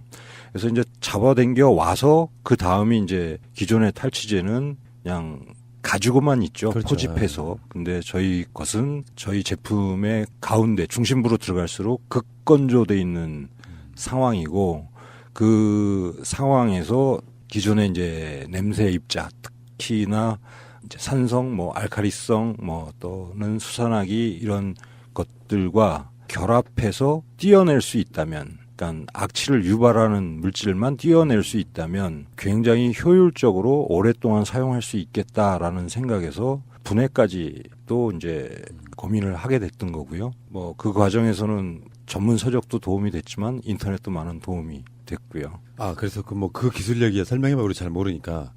그렇게 해서 탈취의 어떤 효율성이랄까 성능이 딱 개발이 됐을 때 믿겨지시던가요? 진짜로 이게 냄새가 없어지는 게 맞을까 이런 식으로? 실제로 이제 제품을 만들어 놓고 우리가 일상에서 쉽게 할 수 있는 테스트가 이제 식초, 초산 테스트여서 테스트는 해봤고 이거 갖고 정말 실생활에서 유용하게 쓸 수 있을까를 이제 검증하는 과정에서 담배 안 피는 친구가 밤에 야간에 이제 제 차를 타게 됐습니다. 어느 날. 근데 이 친구가 차에 타더니 대뜸 한다는 소리가 세차했나 보지? 라고 물어봅니다. 그래서 아니 세차 안 했는데 바닥 한번 봐봐 그랬더니 바닥을 보니까 세차한 차는 아닌데? 라고 이제 대화를 하는 중에 그때 생각이 났습니다. 의자 밑에 탈취제 넣어놨지 라는 생각이 나서 이게 다른 사람이 판단할 때 굉장히 유효성이 있구나라고 판단을 하게 됐고요. 실제로 그 차를 매일 사용하는 제 입장에서는 잘 모르죠. 잘 모릅니다. 예. 그게 담배 피는 사람들 차의 특성이 그거예요. 찌든 냄새 나요. 그래서 이제 젊은 친구들 중에 연애 좀 하는 친구들은 자기 차에서 담배를 안 피우죠. 여자친구 잘 보이려고. 근데 그게 아까도 제가 이야기했던 거랑 똑같은 거예요. 저희 녹음실에 항상 있을 때는 몰라요. 예. 그러다가 이제 하룻밤 자고 다음날 나왔을 때 냄새가 또 나면 탈취가 안 된 건데 안 나요. 그래서 이게 몸에 해롭지만 않다면 저도 획기적인 발명품이라고 느꼈어요. 네. 그게 시작이었으니까요. 그러니까 유해하지 않은 성분으로 유해하지 않는 무언가를 만들자라는 게 시작이었으니까 그런 과정에서 사실은 이제 저희가 개발을 다 해놓고 이게 이제 제품화되기 이전에 저희 제품하고는 좀 다르지만 좀 안타까운 사건이 있었죠. 혹시? 예, 가습기 살균제 사건이 그 사건이 굉장히 안타까운 사건이긴 했지만 어쨌든 그 후에 사회에 미치는 영향은 사실은 탈취제나 방향제나 이런 제품들이 과거에는 산업자원부 관할의 품목이어서 그냥 신고만 하면 누구든지 팔 수 있는 그런 제품들이었는데 그 사건 이후로 이게 환경부 관할 제품으로 변경이 되고 환경부에서 인증을 받아야만 판매할 수 있는 상황으로 변했습니다. 그러니까 어떻게 보면 사회가 조금 더 발전했다라고 생각할 수 있을 것 같습니다. 그러니까 이게 저희들도 이 제품을 써보고 있잖아요, 지금도. 근데 어떤 냄새도 안 나죠. 예. 흰색 무치. 이게 정확한 표현이지. 무색 무치. 흰색 무치. 흰색 무치 맞잖아요. 그러니까 그 느낌 자체가 그 백묵 있잖아요. 분필을 이렇게 동그랗게 만들어 놓은 것 같은 그 느낌이 일단 느낌은 근데 어떤 냄새도 안 난다는 게 저는 그게 오히려 더 믿음직스러웠어요. 그러니까 광고 문구에 그런 게 나와요. 탈취제라고 부르기엔 미안하다는 문구가 어떤 거냐면은 예전에 탈취제라고 하는 건 사실 냄새를 숨기는 거였다고요. 예. 다른 걸로 가리는 방식이었다고. 예. 그러니까 사람들은 그렇게 생각할까봐 뭔가 좀 새로운 용어를 개발해야 되는데 아직도 못 찾고 있는 거예요. 요거는 냄새를 그러니까 없앤다라든지 보낸다라든지 이런 느낌을 갖고 있는데 요거는 아예 분해시키는 거잖아요. 예, 그렇습니다. 그럼 분취제 이런 식으로 이름이 나와 있다는 거예요. 분해 제거할 때 어쨌건 간에. 근데 이게 말씀을 들어본즉 탈취제라는 게 개발이 됐지만 일단 유통구조, 자본 또는 이 제품을 응용하는 어떤 방법 여기에 있어가지고는 굉장히 어려움을 겪어보신 게 사실이죠. 예, 그렇습니다. 좀 전에도 말씀드렸듯이 개발을 완료한 거는 8년 됐음에도 불구하고 실제로 처음 개발하고 나서는 그러니까 제품이 아니라 기술을 대기업에 판매하려고 시도를 했었습니다. 그래서 마침 처음에 이제 대기업을 소개해준 분께서는 이제 이 기술이 정확하게 무엇인지 파악을 못하고 있었는데 며칠 후에 다시 연락이 와서 저희 보고 이제 샘플을 가지고 올 수 있겠냐. 그래서 이제 샘플을 가지고 갔더니 그 일만 담당하는 과장이 보고 눈이 동그래지더라고요. 그래서 이 친구는 뭐를 좀 아는 친구구나 라고 저도 생각을 하게 됐고 그 친구한테 제가 되물어봤습니다. 이거를 얼만큼 알고 있으며 너희 회사에서는 어떻게 진행하고 있는지에 대해서 물어봤더니 그 친구 대답이 자기네는 미국의 연구소에다가 매년 몇 억씩 이렇게 지원을 하면서 기술을 개발 중에 있다. 그리고 벌써 3번째 그렇게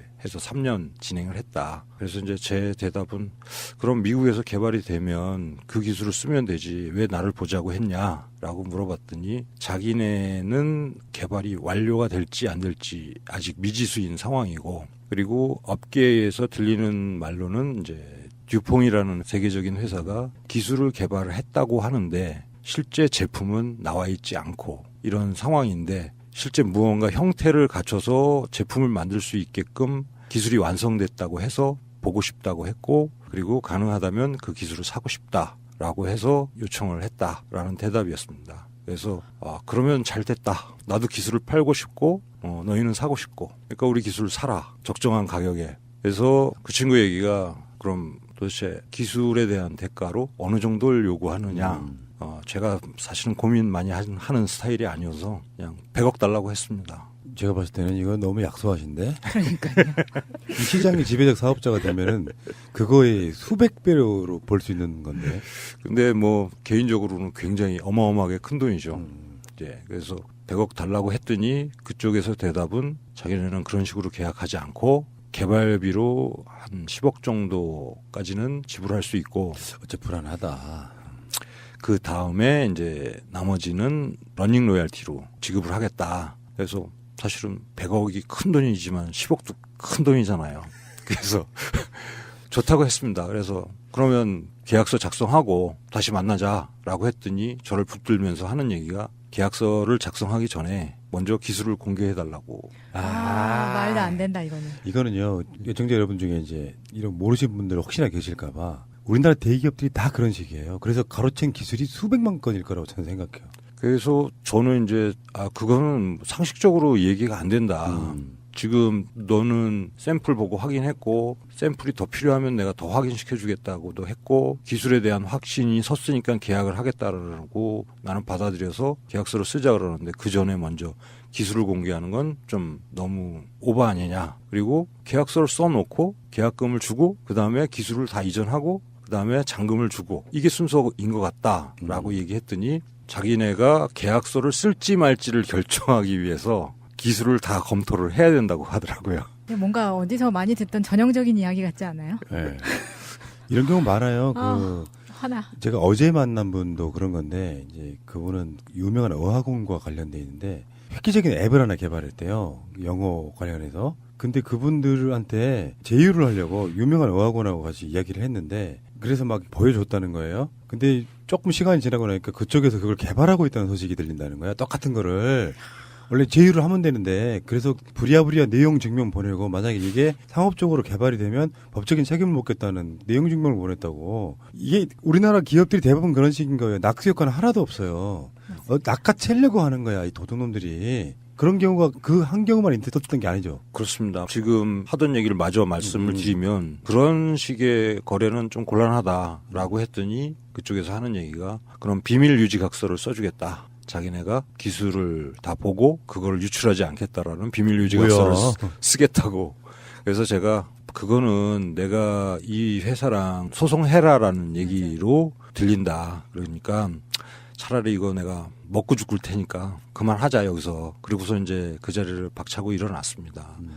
그리고 이제 현대제철이라는 회사에 이제 폐기물로 나오는 슬러지나 뭐 플라이애쉬라고 하는데 그런 재들을 갖다가 과거에는 이제 해양 투기를 했었는데 거기에 이제 철 성분이 많이 있고 이런 걸 확인한 이후에 그걸 재활용하기 위해서 그걸 재활용할 수 있는 방법 중에 하나가 이제 그런 물질들을 갖다 잘 뭉쳐야 됩니다. 잘 붙여야 됩니다. 전문 용어로 이제 바인딩 한다고 하는데 바인딩 하는 게 이제 현대제철의 큰 숙제였는데 저희가 이제 전에 대기업에게 보여줬던 것도 마찬가지지만 저희가 가지고 있는 핵심 기술은 바인딩 기술입니다. 그래서 현대제철에서 나온 그 폐기물을 바인딩을 해서 보여줬습니다. 보여줬더니 어떻게 이렇게 할 수 있었냐라고 물어보길래 그거 영업 비밀이다라고 했고 이거에 대해서 충분한 경제적인 가치를 물은 다음에 기술을 구매하고 싶다 해서 그 다음 얘기는 전과 동의입니다. 똑같습니다. 아이씨.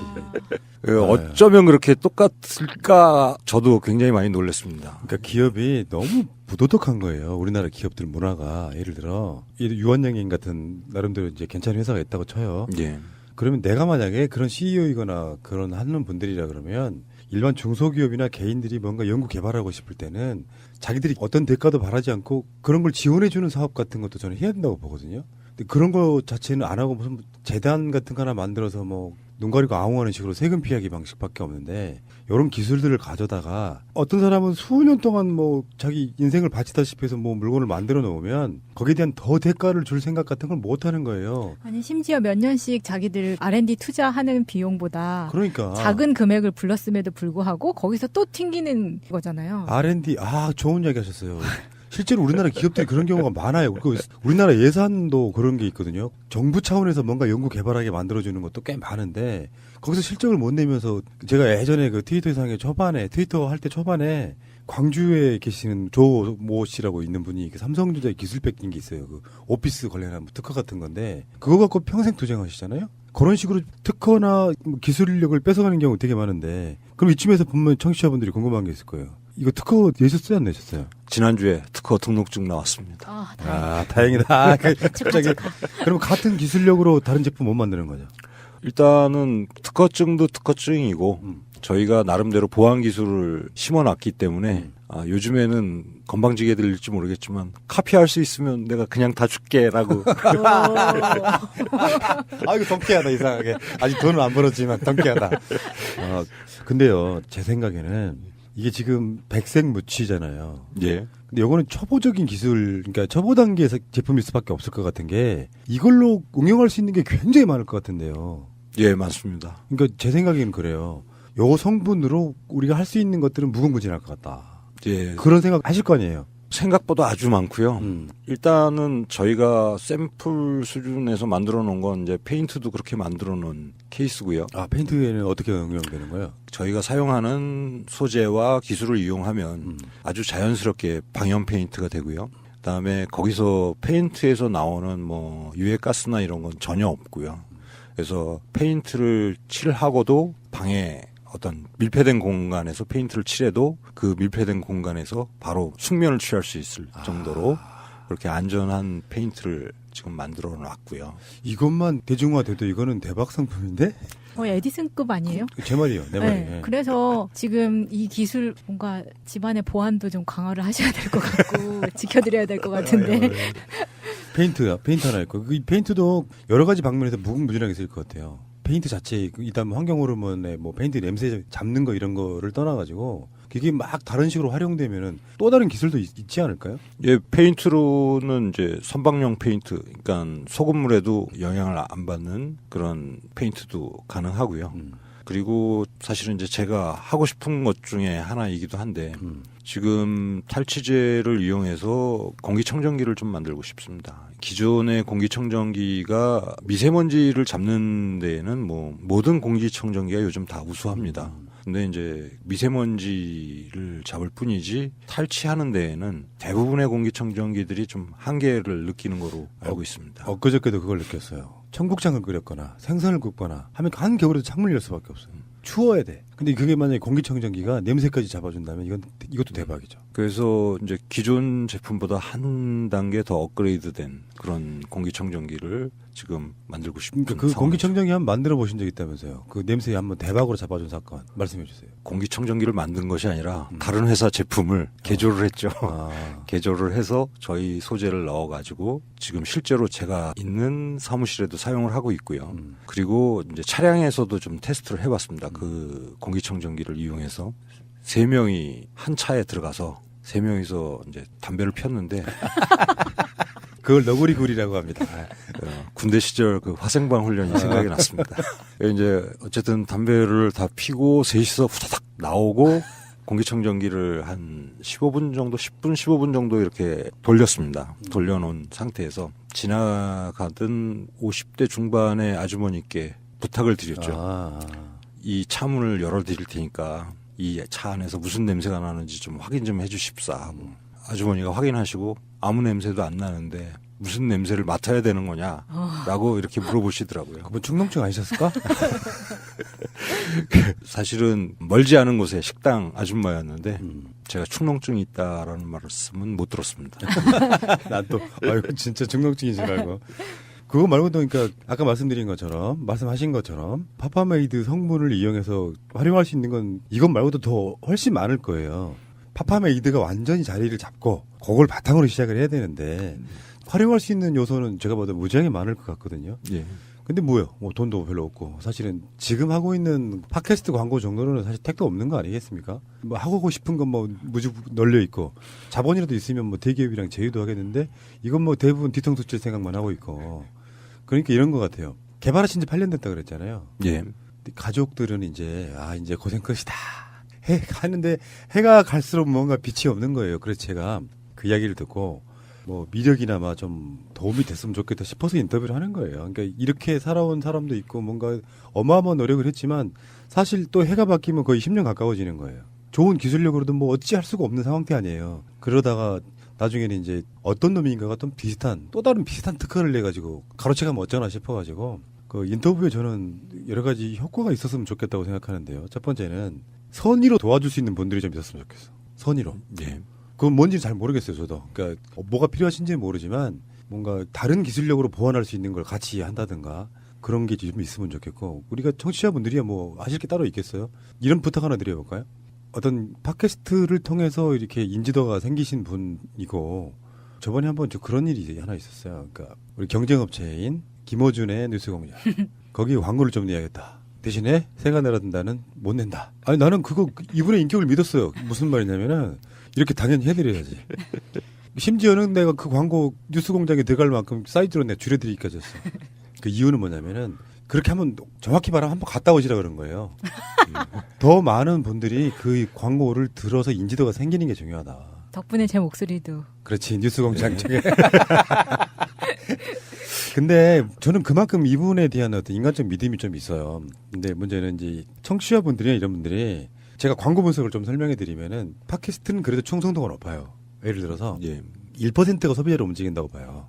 예. 청취자 중에. 그러니까 10,000명이 들으면 100명, 10만 명이 들으면 10,000명. 근데 10,000명 단위가 어떤 상품으로 움직인다면 어마어마하게 큰 거거든요. 그렇죠. 네.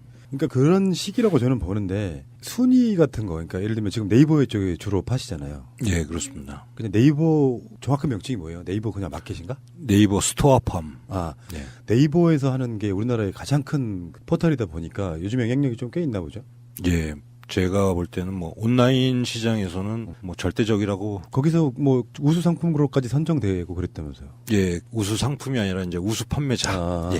그래서 이제 그 네이버 쪽하고도 뭐 이제 아마도 이번 달에 이제 최종 최우수자 이제 선정이 있는 걸로 알고 있는데 뭐 그건 그렇고 어쨌든 실질적인 도움을 이제 스토어팜에서 판매를 하는데 네이버 스토어팜만 보여지는 게 아니라 이제 뭐 오픈마켓이나 뭐 이런 다른 제품들도 다 보여지는 상황이고 그 중에서 이제 순위가 앞으로 오면 올수록 아무래도 이제 청취자분들이 아니어도 살 수 있는 가능성이 높아지니까 그렇죠. 그렇다면은 이제 앞으로 오는 게 최선인데 앞으로 오는 가장 좋은 방법은 많은 사람이 그 스토어팜을 방문해 주는 겁니다. 방문해주면 네이버에 뭐 서버가 계산을 하겠죠. 여기는 방문자 수가 몇 명이고 내용은 어떻게 정리가 돼 있고 뭐 이런 거에 따라서 그 점수에 따라서 이제 순위가 앞으로 올 수 있는 거고. 안 사도 도움이 되는군요. 그렇죠. 예, 구매를 하면 더 좋겠지만 구매가 아니어도 방문만으로도 굉장히 큰 의미가 있습니다. 여러분들 그 팟빵메이드 검색하셔도 되지만 팟빵에 새가 날아든다 공지에 가보시면요. 새가 날아든다랑 연대하는 업체들이나 단체들 글이 있거든요. 거기 들어가 보시면은 쭉 내려가시다 보면 그냥 탈취제라고 부르기엔 정말 미안한 그만큼 획기적인 원리와 효능 팟빵메이드 해가지고 밑에 그 최영섭 대표님이 이제 지면 인터뷰한 것도 링크가 돼 있고요. 그 팟빵메이드를 그냥 누르고 들어가셔도 돼요. 한번 눌러주시면은 그게 한 클릭 되는 거잖아요. 예, 그렇습니다. 이거를 방송해가지고 좀 물건 잘 팔리게 해주면 뭐 새가 날아든다한테 뭐가 생기나? 그러니까 하겠지 이렇게 생각하시는 것도 말고 재밌지 않아요? 어떤 아빠가 이제 막 성공이 눈앞에 보이는데 지금 그렇다고 이 인터뷰가 굉장히 도움이 될 거라고 생각하진 않아요. 제 생각은 그래요. 근데 그 속내는 좀 알고 싶다.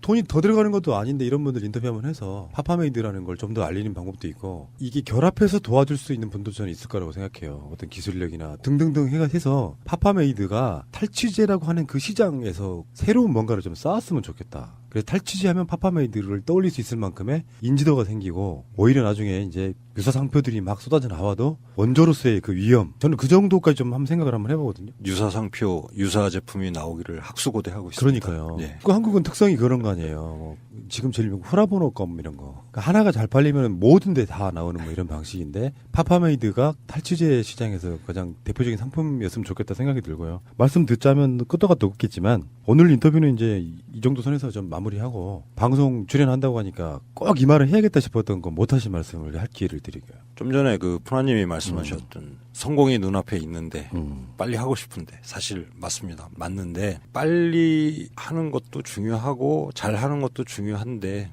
오히려 잘하는 게 더 중요하다라고 생각이 들고요. 저희 4딸 중에 제일 큰 딸이 너무너무 효녀다 보니까 몇 살인데요? 내년에 소위 인간합니다. 와. 여군이에요? 예, 이제 지금 ROTC 하고 있습니다. ROTC요? 멋있다, 멋있다. 그래서 자기가 인간하면 어느 정도 책임지겠다, 동생들. 그러니까 교육에 한해서. 말만이라도 고맙다. 예. 근데 쉽지 않을 거다. 여러분 아빠의 몫이에요. 그리고 사실은 김대중 노무현 정부를 지나오면서 그때 사실은 사업을 망해먹긴 했지만 그리고 그때 당시만 생각하면은 사실은 세상에 대한 불만이 굉장히 많았을 때였죠. 그런데 지금 돌이켜 놓고 생각을 해보면 김대중 노무현 대통령이 만들어 놓은 그 복지제도, 그 제도가 없었으면 아마도 제가 애들을 학교를 보낼 수 없을 만큼 어려운 상황이었을 것이다라고 판단이 돼서 뒤늦게 봉화마을 가서 펑펑 울기도 했던 그런 기억도 있고요. 그리고 그때 운만큼 또 저도 좀 잘 돼서 세상에 좀 돌려주고 싶은 마음도 있고요. 제가 그렇지 않아도 이 부분은 좀 말씀드리고 싶은 게 이쪽 분들이 대부분 그래요. 팟캐스트 청취자분들을 통해 갖고 뭔가 좀 인지도가 쌓이고 조금 판매도 됐다 그러니까 먼저 그 이야기를 먼저 하세요. 이렇게 해가지고 이걸로 뭐 돕기, 하다못해 세월호 유가족이라도 돕자. 그 이야기를 꺼내시길래 일단 그건 넣어두시라고 그랬어요. 그게 너무 그쪽으로만 마인드가 대기업들은 정반대로 가니까 돈을 버는 거예요. 뭘 재단 하나 만들어도 사실은 사회에다가 기부한 것도 아닌 상태로 막 가고 지들끼리 쓰고 그러는데 이제 돈도 못 버신 분이 기부부터 먼저 해야 되지 않을까로 말씀하시는 거 그 부분은 제가 일단 넣어두시라 그랬습니다. 할 수 있을 때 해야지 자기 상황도 안 되면서 기부부터 해서 망하는 건 오히려 더 죄악이다. 이렇게 보는 거예요. 그러니까 이런 생각이 있으신 분이라는 말씀을 드리고 싶어서 제가 말씀드렸습니다.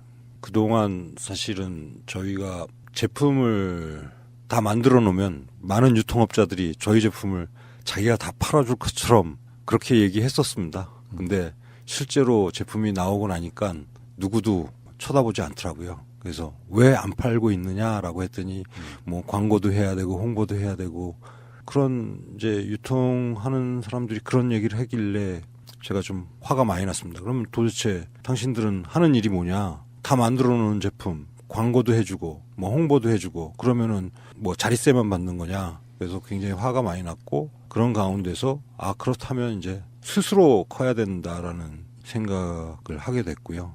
그래서 이제 스토아팜이라는 것에 저의 가게를 만들어 놓은 것이고 그리고 이제 이걸 알리는 방법으로 팟캐스트를 찾게 됐었습니다. 그래서 어찌됐든 여러분들의 여러와 같은 성원과 지지에 힘입어서 놀라운 실적을 지금 내고 있고요. 주변에서도 굉장히 놀라운 그리고 또 팟캐스트에 대해서 굉장히 생소했던 사람들도 도대체 팟캐스트가 뭐길래라는 그런 관심을 보이는 그런 계기도 또한 됐습니다. 이상한 자부심이 막 생기는데요. 예. 근데 한편으로는 그걸로는 부족하잖아요. 예, 부족하고요. 그래서 그걸 뛰어넘기 위해서는 이제 아까 푸나님 말씀하셨듯이 저희가 상위 랭킹되는 방법. 일반 팟캐스트 애청자뿐만 아니라 일반 소비자들도 다 볼 수 있는 그런 위치에 갈 수 있다면 아마 그 제품이 굉장히 판매나 또는 유통하는 데 큰 도움이 될 거라고 생각을 하고요. 한 가지 더 제안드리고 싶은 거는 팟빵 게시판에 가지 마시고요. 푸나님께서 한번 트위터로 링크 걸어서 날려주시면 그게 더 효과적이지 않을까라고 생각이 듭니다. 파파메이드를요? 예. 팟빵 게시판에서 바로 갈 수 있는데? 그건 이제 애청자분들을 불편하게 만드는 거고요. 트위터에 이 링크 걸어서 보내주면 그걸 본 분들이 클릭만 한 번 클릭으로 스톱함에 들어갈 수 있는 그런 상황이 되니까 훨씬 더 편리하죠. 뭐 여러분들 그 네이버 가셔가지고요. 파파메이드를 검색하시거나 주소를 바로 치고 들어가셔도 되고요. papaMade.kr 이렇게 가셔도 되고 이게 도움이 된다는 거 처음 알았어요. 그냥 들어가 보기만 해도 도움이 된다는 거. 그래서 많이 노출이 되면 그만큼 저는 그 아까 김호준 뉴스공장 이야기도 했지만 실제로 TV 광고가 주는 효과는 다른 게 없다고 생각합니다. 물건이 많이 팔린다 이런 것도 두 번째라고 생각해요. 주류 시장에 진입하는 그래서 굉장히 많은 사람들한테 인지도를 높이는 게 중요해요. 당장 필요 없는 사람들 안 삽니다. TV 그런 것처럼. 그리고 실질적으로 아직까지 우리나라에서는 그게 한계인 거죠. 팟캐스트가 어떤 뉴스 시장으로서는 상당히 힘을 갖게 됐지만 상품 시장으로서는 아직 굉장히 열악하죠. 그러니까 최영섭 대표님도 원천적으로 최종 목표는 지상파 광고 걸 수 있을 정도라고 저는 봐요. 사람들이 그렇게 되면 탈취제는 파파메이드라는 인식이 생기는 거죠. 거기까지 아직 멀었을 것 같고. 자, 어쨌건 제가 이런 인터뷰를 한 이유가 있어요. 어떤 사람들이 저도 힘들어 봤기 때문에 누군가가 도움을 줄 수 있는 사람이 누군가가 이렇게 조금만 손만 깨끗 손가락만 좀 잡아줘도 훨씬 더 수월하게 올라갈 수 있는 부분을 우리 애청자들이 지금까지 잘해 주셨거든요. 같은 연대감으로 저 사람들 열심히 사니까 이왕이면 우리 같은 방송 듣는 사람들끼리 돕자. 여기에 지금까지 마인드였다고 생각이 들고요. 파파메이드란 이름이 여기까지도 왔지만 앞으로 정말 주류 시장에서 탈취제의 대명사가 될 수 있을 정도가 되려면 아직 멀었고요. 그때도 우리 마음속으로는 파파메이드는 우리가 키웠다. 이 자부심이 좀 서로가 있었으면 좋겠다 생각이 들고요. 정말 획기적인 상황이 벌어졌을 때 한번 인터뷰도 하겠습니다. 왜냐하면 이게 스토리가 이어져야 돼요. 그러니까 이게 예전에 한 3년 전에 인터뷰했던 그 파파 머시기 사장님은 지금 어디 갔대? 이런 소리 들으면 안 돼요. 그래서 전화 통화를 하다가 저분 뭐 TV에 나오시던데? 그럼 우리가 인터뷰해야 돼. 요 스토리로 같이 갔으면 좋겠다 이런 생각이 듭니다. 알겠습니다. 예. 자, 애청자 여러분 기억하십시오. 파파메이드 검색 클릭까지 좀 해주시기 부탁드리겠습니다. 고맙습니다. 예, 고맙습니다. 예. 표준은 뭐 그런 것도 있고 뭐 활용도는 굉장히 뛰어날 거라고 보고 전자포도 안 나오고 황토로 만들어졌다 그래서 굉장히 건강하다. 문제는 이제 겨울에 이걸 어떻게 쓸 거냐, 어떻게 쓰는지 궁금해서 한번 생각을 해봤어요. 어디다가 쓸 수 있냐. 일단 푸른 나무의 편집실에도 하나 넣을 겁니다. 추워요. 공무원 시험 준비하시는 분들 고시원 같은 데 가면 추워요. 거기에 이제 하나 놓으셔도 괜찮고. 저는 제 먼 친척 중에 한 분이 시장에서 계시는 분 계시거든요. 시장에 계시는 분들은 이거를 하나 발구들로 써도 되지만 앉아 쓰는 걸로 써도 되잖아요. 네. 네. 그런 용도도 좀 쓰고 한번 생각해봐. 또 쓸 데가 또 어디 있을까요? 그 시장에 쓰는 난로가 굉장히 저렴하거든요. 근데 그만큼 위험하고 전기세가 많이 나오잖아요. 저는 그거 하나만으로 이게 충분히 살 수 있어요. 화재 위험이 있다고. 네. 온돌라이프에서 나온 황토 발구들 협찬해 주신 거 퀴즈 맞추시면 온돌라이프에서 보내드리는데 워낙 고가라서 지금까지 우리가 했던 이벤트 중에 가장 고가가 아닐까 싶어요. 네. 그런데 저도 이걸 하나 사고 싶은 게 집에서도 컴퓨터 작업을 많이 하거든요. 그런데 겨울에 가장 문제가 뭐냐면 정말 발이 너무 시려워요. 그리고 제가 키가 작기 때문에 항상 뭘 딛고 박스를 놓든지 뭘 놔야 되는데 발이 시려우니까 양말 그 수면 양말 엄청 껴신는데 얘는 온돌라이프 들어가시면 아시겠지만 약간 상자처럼 두툼해서 발을 이렇게 얹을 수 있게 돼 있어요. 굉장히 좋은 아이디어인 것 같아요. 딱입니다. 이 방송 나간 뒤에 이틀 정도, 이건 좀 고가니까 네. 이틀 동안 여러분들의 댓글을 한번 받아보겠습니다. 이메일 주소 써주시면은 그 이메일 주소로 저희들이 퀴즈 보내드리고요. 여러분들은 아무것도 안 하셔도 돼요. 이메일만 써주시면 저희가 취합해서 편지 보내드리고 거기 보내드린 문제와 정답은 다음 에피소드에 또 나오기 때문에 많은 관심 바라고요. 이번에는 저도 참여하고 싶은데 저는 지금 그 닉네임이 새날 살력팀이라고 돼 있어가지고 티날까봐 못하겠네요. 온돌라이프.com 이분들 이 제품 외에도 들어가 보면 친환경적인 것들 그런 아이디어가 넘치는 것들이 굉장히 많고요. 지방에서 중소기업 하시는 바로 그런 분들이고요. 이분들 본사는 광주에 있습니다. 이런 거 이벤트로 하는 것보다는 사고 싶다 하시는 분들이 있어요. 확률이 떨어지니까 하시는 분들은 062-223-3621 062-223-3621라 전화하시고요. 네이버 쇼핑에 가시면 발구들 검색하시면 이 제품이 나옵니다. 들어가 보시기 바라고요. 발구들 네이버 쇼핑 가셔서 발구들 검색하시기 바라겠습니다. 상품 협찬해 주신 온돌라이프에 감사를 드리겠습니다.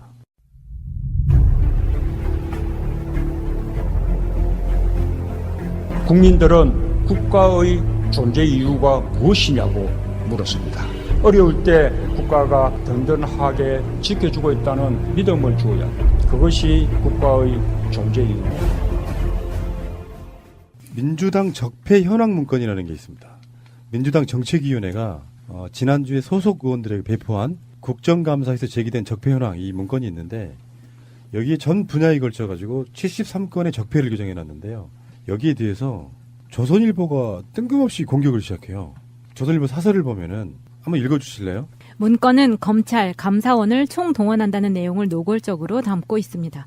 여당 의원들이 국감장에서 언급한 내용을 무슨 의혹이라 포장하고 부처 자체 감사, 감사원 감사 청구, 검찰 고발, 책임자 처벌이라는 조치 사항을 덧붙였습니다.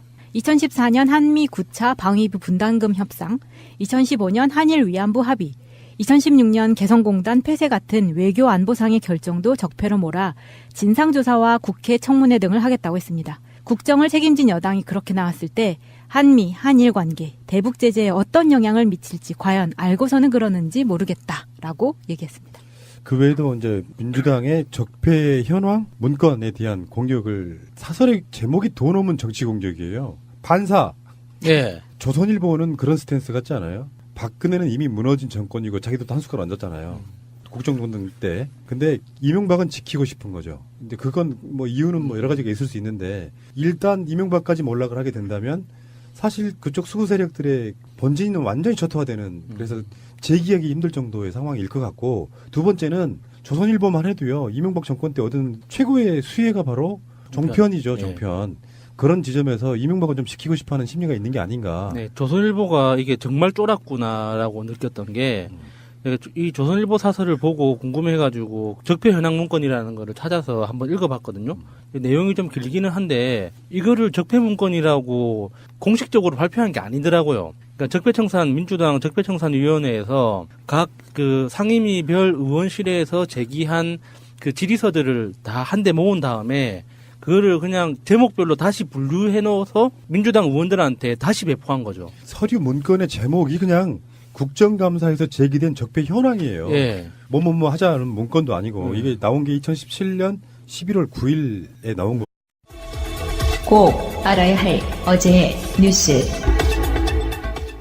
아세안 기업투자 서밋과 정상회의에 잇따라 참석한 문재인 대통령이 한 아세안 미래공동체 구상을 발표했습니다. 먼저 한 아세안 협력기금 출연 규모를 오는 2019년까지 현재의 2배 수준으로 늘리는 등 각종 기금을 대폭 확충하겠다고 약속했습니다. 특히 한 아세안을 더불어 잘 사는 공동체를 넘어 위기 때 힘이 되어주는 안보 공동체로 발전시켜 나가자고 제안했습니다. 북한의 핵과 미사일 도발, 테러와 폭력적 극단주의, 사이버 위협 등 복합적 안보 위협에도 공동으로 대응해 나가야겠습니다. 신남방경제 구상과 안보 협력을 통해 아세안과의 관계를 한반도 주변 4대국 수준으로 격상시키겠다고 강조했습니다. 문 대통령은 잠시 뒤 리커창 중국 총리와 만나 한중 관계 복원에 속도를 낼 계획입니다. 경제 분야, 특히 사드로 막혔던 양국 간 교류를 정상화하는 데 집중할 걸로 보입니다. 양측은 새로운 시작, 좋은 출발이란 그제 시진핑 주석과의 공감대를 토대로 실질적인 발전 방향을 모색할 걸로 알려졌습니다. 문 대통령은 올해 아세안 의장국인 필리핀 두테르테 대통령과도 정상회담을 갖고 양국 간 경제협력과 북핵 공조를 한층 강화해 나갈 계획입니다. 욕설이 곳곳에서 터져나옵니다. 서로 몸으로 밀치기도 합니다. 오늘 오전 서울 마포구 상암동 박정희 대통령 기념도서관에서 열린 동상기증식에서 찬반 양측이 충돌했습니다. 경찰이 저지선을 만들어봤지만 물리적 충돌을 막진 못했습니다. 대통령 기념관에 대통령 동상을 세우는 건 세계적인 상식입니다. 박정희는 청산이 대상이 될지언정 결코 기념이 대상은 될 수 없다. 이날 동상 제막식은 열리지 않고 기증증서 전달식만 진행됐습니다. 제작비 5억 원이 투입된 높이 4.2m, 무게 3톤의 청동 동상은 이미 제작돼 있는 상태입니다.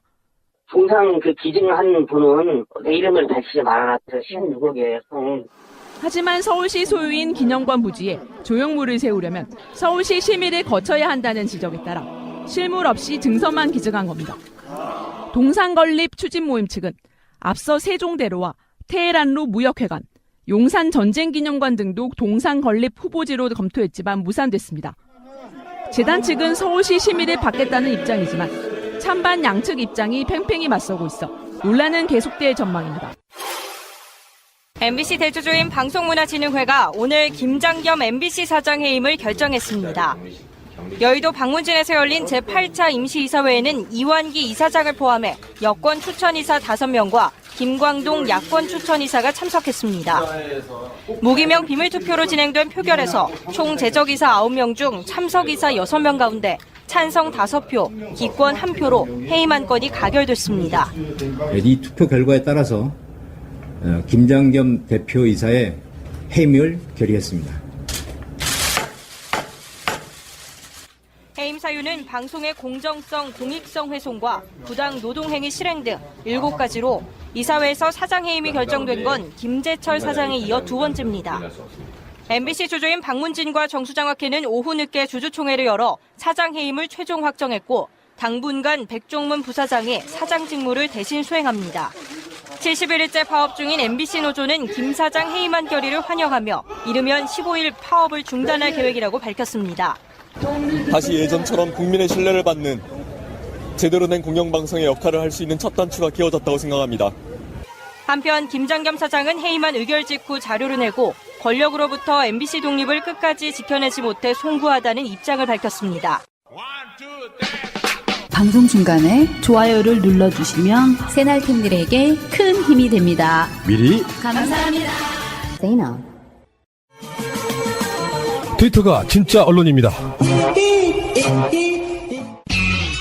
이명박이 이제 바레인 가면서 조직적으로 반발한다 그럴까? 정확한 표현이 뭘까요? 반발이 맞아? 저항이 맞아? 뭐야? 반항이 맞을까요? 반항.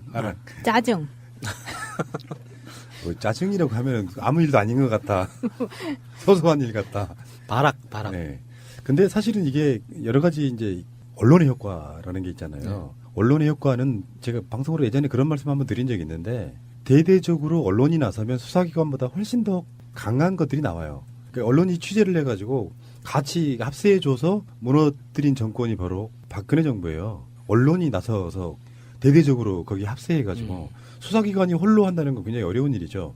그중에 굉장히 중요한 보도가 하나 나와서 그 이야기 먼저 하고 갈게요. 그 사이버사 관련해가지고 댓글 공작을 날짜별로 서너 단계로 나눠서 단계별 대응을 하거든요. 2012년 3월달 사이버사령부가 댓글 공작에 투입될 군무원 증언 등과 관련해서 청와대와 회의를 해요. 종북 세력을 공격하고 중도 우파를 끌어들인 뒤 우익을 결집시킨다 뭐 이런 내용이 들어있었던 거고요. 단계별 대응이 끝나고 그 마지막 날짜가 4월 11일. 그러니까 19대 총선 당일이 D-Day였다. 뭐 이런 식의 것이 나왔습니다. 그러니까 공무원들의 선거 개입, 정치 개입 이렇게 나타날 수도 있는 건데 이런 어떤 문건이 이렇게 나오면 이명박이 선거, 총선, 그 다음에 있을 대선까지 포함해가지고 개입된 것들이 이제 하나하나씩 드러나는 거거든요. 이 언론에서는 D-Day 있는 총선 당일이라는 그 문구와 댓글 공작에 큰 따옴표 있죠. 쌍따옴표를 넣어서 그게 가장 중요한 것처럼 드러났는데 제 눈에는 단계별이라는 이 말이 더 무서운 것 같아요.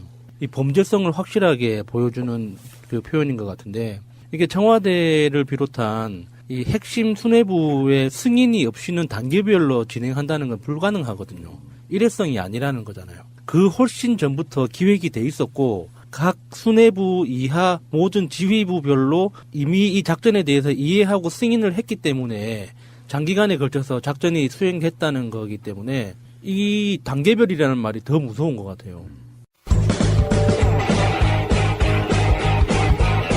제도로서의 민주주의가 흔들리고 구타는 일은 이제 없습니다. 민주주의가 밥이고 밥이 민주주의가 되어야 합니다. 여기서 등장하는 주요 인물이 김태효, 당시에 대외 전략 기획관. 아, 이름도 거창하다. 대외 전략 조작관? 이 사람도 조만간 그 이동관과 더불어서 검찰에 소환될 인물이에요. 이 사람이 그러니까 사이버사에 관련돼 있는 담당이었던 것처럼 보이죠. 그래서 이 사람이 국방부 장관, 사이버 사령관, 등등 이렇게 가장 중요한 핵심 고리가 아니었을까. 그러니까 이 사람을 조사를 하게 되면 이명박의 지시가 있었냐 없었냐가 또 나오지 않겠습니까? 얘가 아마도 그 메모 같은 걸 갖고 있을 거예요. 그래서 얘는 실무자잖아요. 이런 김관진이나 이명박이나 이런 애들하고 급이 다른 실무자고 이 실무자는 모든 팩트를 정확하게 알고 있어야 되기 때문에 분명히 메모가 있을 거다. 그런 생각이고요. 아까 야수님도 얘기한 것처럼 이게 단계별 대응이라는 게 참 기가 막히고 이게 화가 나는 게 1단계 종북 세력 공격이에요. 일단 종북 세력을 전체적으로 종북 세력이라고 틀을 만들어서 공격을 해요. 이게 종북 세력이 누구겠어요?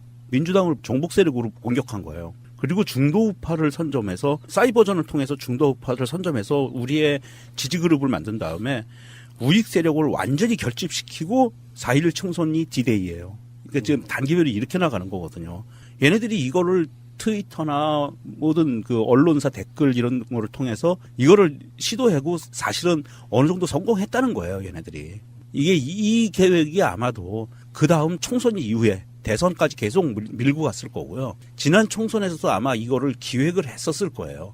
분명히 했었을 거고 이거 캐다 보면 고구마 줄기 나오듯이 아마 계속 나올 겁니다, 이거는. 김태효 씨는 15일 날 소환 예정되어 있습니다. 15일 날 김태효가 들어가고 귀국하면 이동관 들어가고 생각보다 빨리 또 앞당겨줄 수도 있겠다. 이명박에 대해서. 끝까지 정하지 못한다고 보거든요. 검찰에 가본 적은 없지만 뭐 경찰서 같은 데도 뭘 가보면은 인과관계가 있는데 그럼 네가 지시한 거야? 이거잖아. 최종 질문은. 검찰에 가본 적이 있는 사람으로서 말씀드린다면 검찰 안에서는 거짓말하기가 정말 힘듭니다. 이전에 그 김관진 그 전 장관 구속되고 나서 표정이 그랬다고 했죠. 그 명동님이 그러셨던가? 어디까지 이거 풀어야 할지 고민하는 표정이었다고. 그거는 검찰 조사를 받아본 적이 없는 사람들이나 하는 아마추어 같은 생각이에요. 절대 거짓말 하면 안 됩니다. 거짓말 할 수도 없고 다 불어야 돼요. 그래야지 안전해져요. 뭔가 숨기거나 말을 이렇게 꼬우기 시작하잖아요. 그러면 더 힘들어지고 일이 점점 커져요. 그래요. 그 검찰 수사 받을 때는 원칙이 두 가지가 있습니다. 그냥 입 다물고 처벌하는 대로 받든지 입 다물면 내 입에서 아무것도 안 나가거든요. 네. 원래 그래. 우리 그 시위하다 잡혀가가지고 경찰 조사 받으면 묵비권 행사하라 그러잖아요. 말 안 하면 꼬투리를 안 잡혀요. 말을 한마디 하는 순간부터 꼬투리가 나오기 시작해요. 근데 여러분들 추억 돋는 이야기 하나 해드릴까요? 아까 말한 김태효가 누군지 아십니까? 어떤 인물이냐면 남북 정상회담을 성사시키려고 해요. 이명박이. 네. 그래서 북한 사람 만나갖고 돈봉투를 전달했는데 북한 벤치 맞은 쪽에서 돈봉투를 팽개치는 상태가 돼서 얼굴이 중국에서. 빨개졌다는 바로 그 인물이. 중국에 가서 그렇게 뻘짓했다는. 야, 중요한 사람이네요. 네. 그러니까 이명박한테는 굉장히 중요한 하수인 중에 한 명인 거예요. 북한에서 그때 뭐라 그랬냐면은 접촉이 결렬 상태에 이르자 김태유의 지시에 따라 홍창화가 트렁크에서 돈봉투를 꺼내 들자. 건 그만큼 위험해지고 있다는 거죠, 이 사람이. 저는 거꾸로 생각을 해요. 뭐냐면 이 사람이 언론에 노출되지 않도록 검찰에서 관리하고 있는 거 아닌가. 저는 그런 생각을 합니다. 뭐냐면 아마도 이 대부분 검찰에서 수사 결과나 중간 수사 결과 발표하고 브리핑하면 언론에서 그걸 봤잖아요. 근데 지금 조용해요. 아무것도 없어요. 이 사람이 지금 성균관대에서 교수를 하고 있거든요. 근데 이명박이 발인 나가기 전에 밥 먹었죠. 당시 때 주요 그 뭐 내각들이 이런 사람들하고. 만약에 뭐 우리는 그쪽 분위기를 모르지만 그 자리에 나갔다고 하면 어떤 서로 간에 조율이 되는 공범 관계가 될 거고 만약에 불렀는데 연락이 안 나와. 그럼 이명박 쪽이 움직이겠죠. 어떤 식으로든지. 회유를 다시 한다거나. 뭐 영화 시나리오 같아요. 무서운 거예요. 그게 권력이라는 게 그게 그렇게. 지난 최근에 벌써 그 국정원 관련해서 2명이 자살을 한 것으로 결과가 발표된 사건들이 있었잖아요. 그래서 검찰이 지금 어찌됐든 곤혹스러운 상황인 건 사실이거든요. 그래서 윤석열 중앙지검장이 검사들을 모아놓고 수사에 만전을 기하고 똑바로 해라라고 지금 그렇게 하고 있는 상황이고요. 이런 상황인데 과연 검찰에서 이 양반을 그냥 냅두고 검찰에 출두하는 날까지 그냥 두고 볼까? 저는 그렇지는 않다고 보고요. 아마도 신변 보호를 하고 있을 것 같아요. 안 나가면 이제 전쟁이 시작되는 거지? 네. 새가 날아든다는 여러분들의 하트를 먹고 삽니다. 잊지 않으셨죠?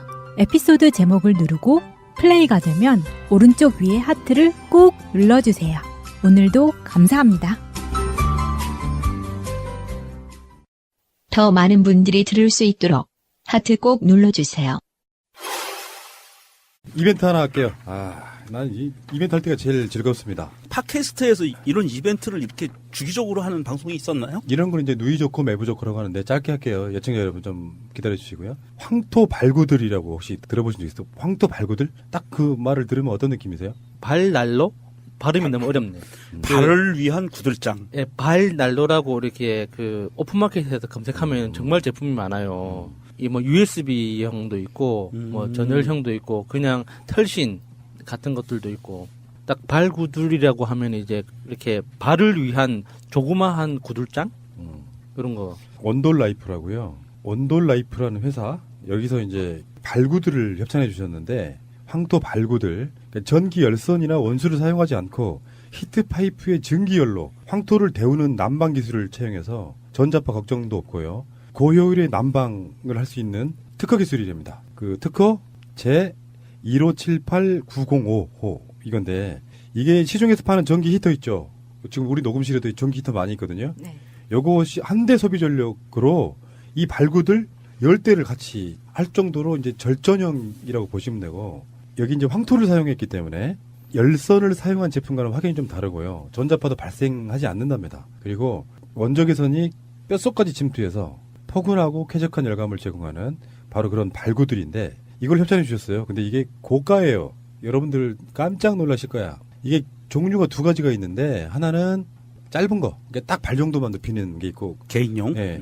근데 홈페이지 들어가 보니까 온돌라이프.com 들어가 보시면은 이 온돌 발구들로 발만 하는 게 아니고요. 복부를 데운다거나 하는 그 뜨끈뜨끈한 것 때문에 여러 가지 이제 활용이 가능한 뭐 그런 품목이거든요. 세 대를 협찬해 주셨습니다. 와, 이거 고가인데. 세 대요? 좀 길쭉한 긴 것도 있고 좀 짧은 것도 있고 이번 에피 다음 오늘 이 에피 다음에 에피가 없어요. 내일 나가는 에피소드 어디엔가 제가 제목으로 표시를 해놓겠습니다. 거기에 맞추시는 분들께 20만 원이 넘는 고가예요. 이게 작은 사이즈가 24만 원이고 예. 좀 긴 사이즈가 36만 원이에요. 근데 살만한 게 보통 사무실에서 겨울 되면은 난방 기구를 개개인이 예. 따로 놓기도 하거든요. 회사에서도 해주기도 예. 하고. 근데 그게 전기료가 훨씬 많이 나와요.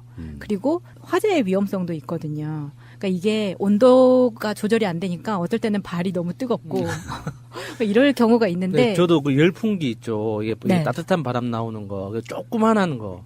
그러니까 30cm, 높이 30cm도 안 되는 조그만한 거 귀여워서 하나 샀다가 한 달 그 전기 요금이 10만 원이 넘게 나와가지고 바로 그냥 방치.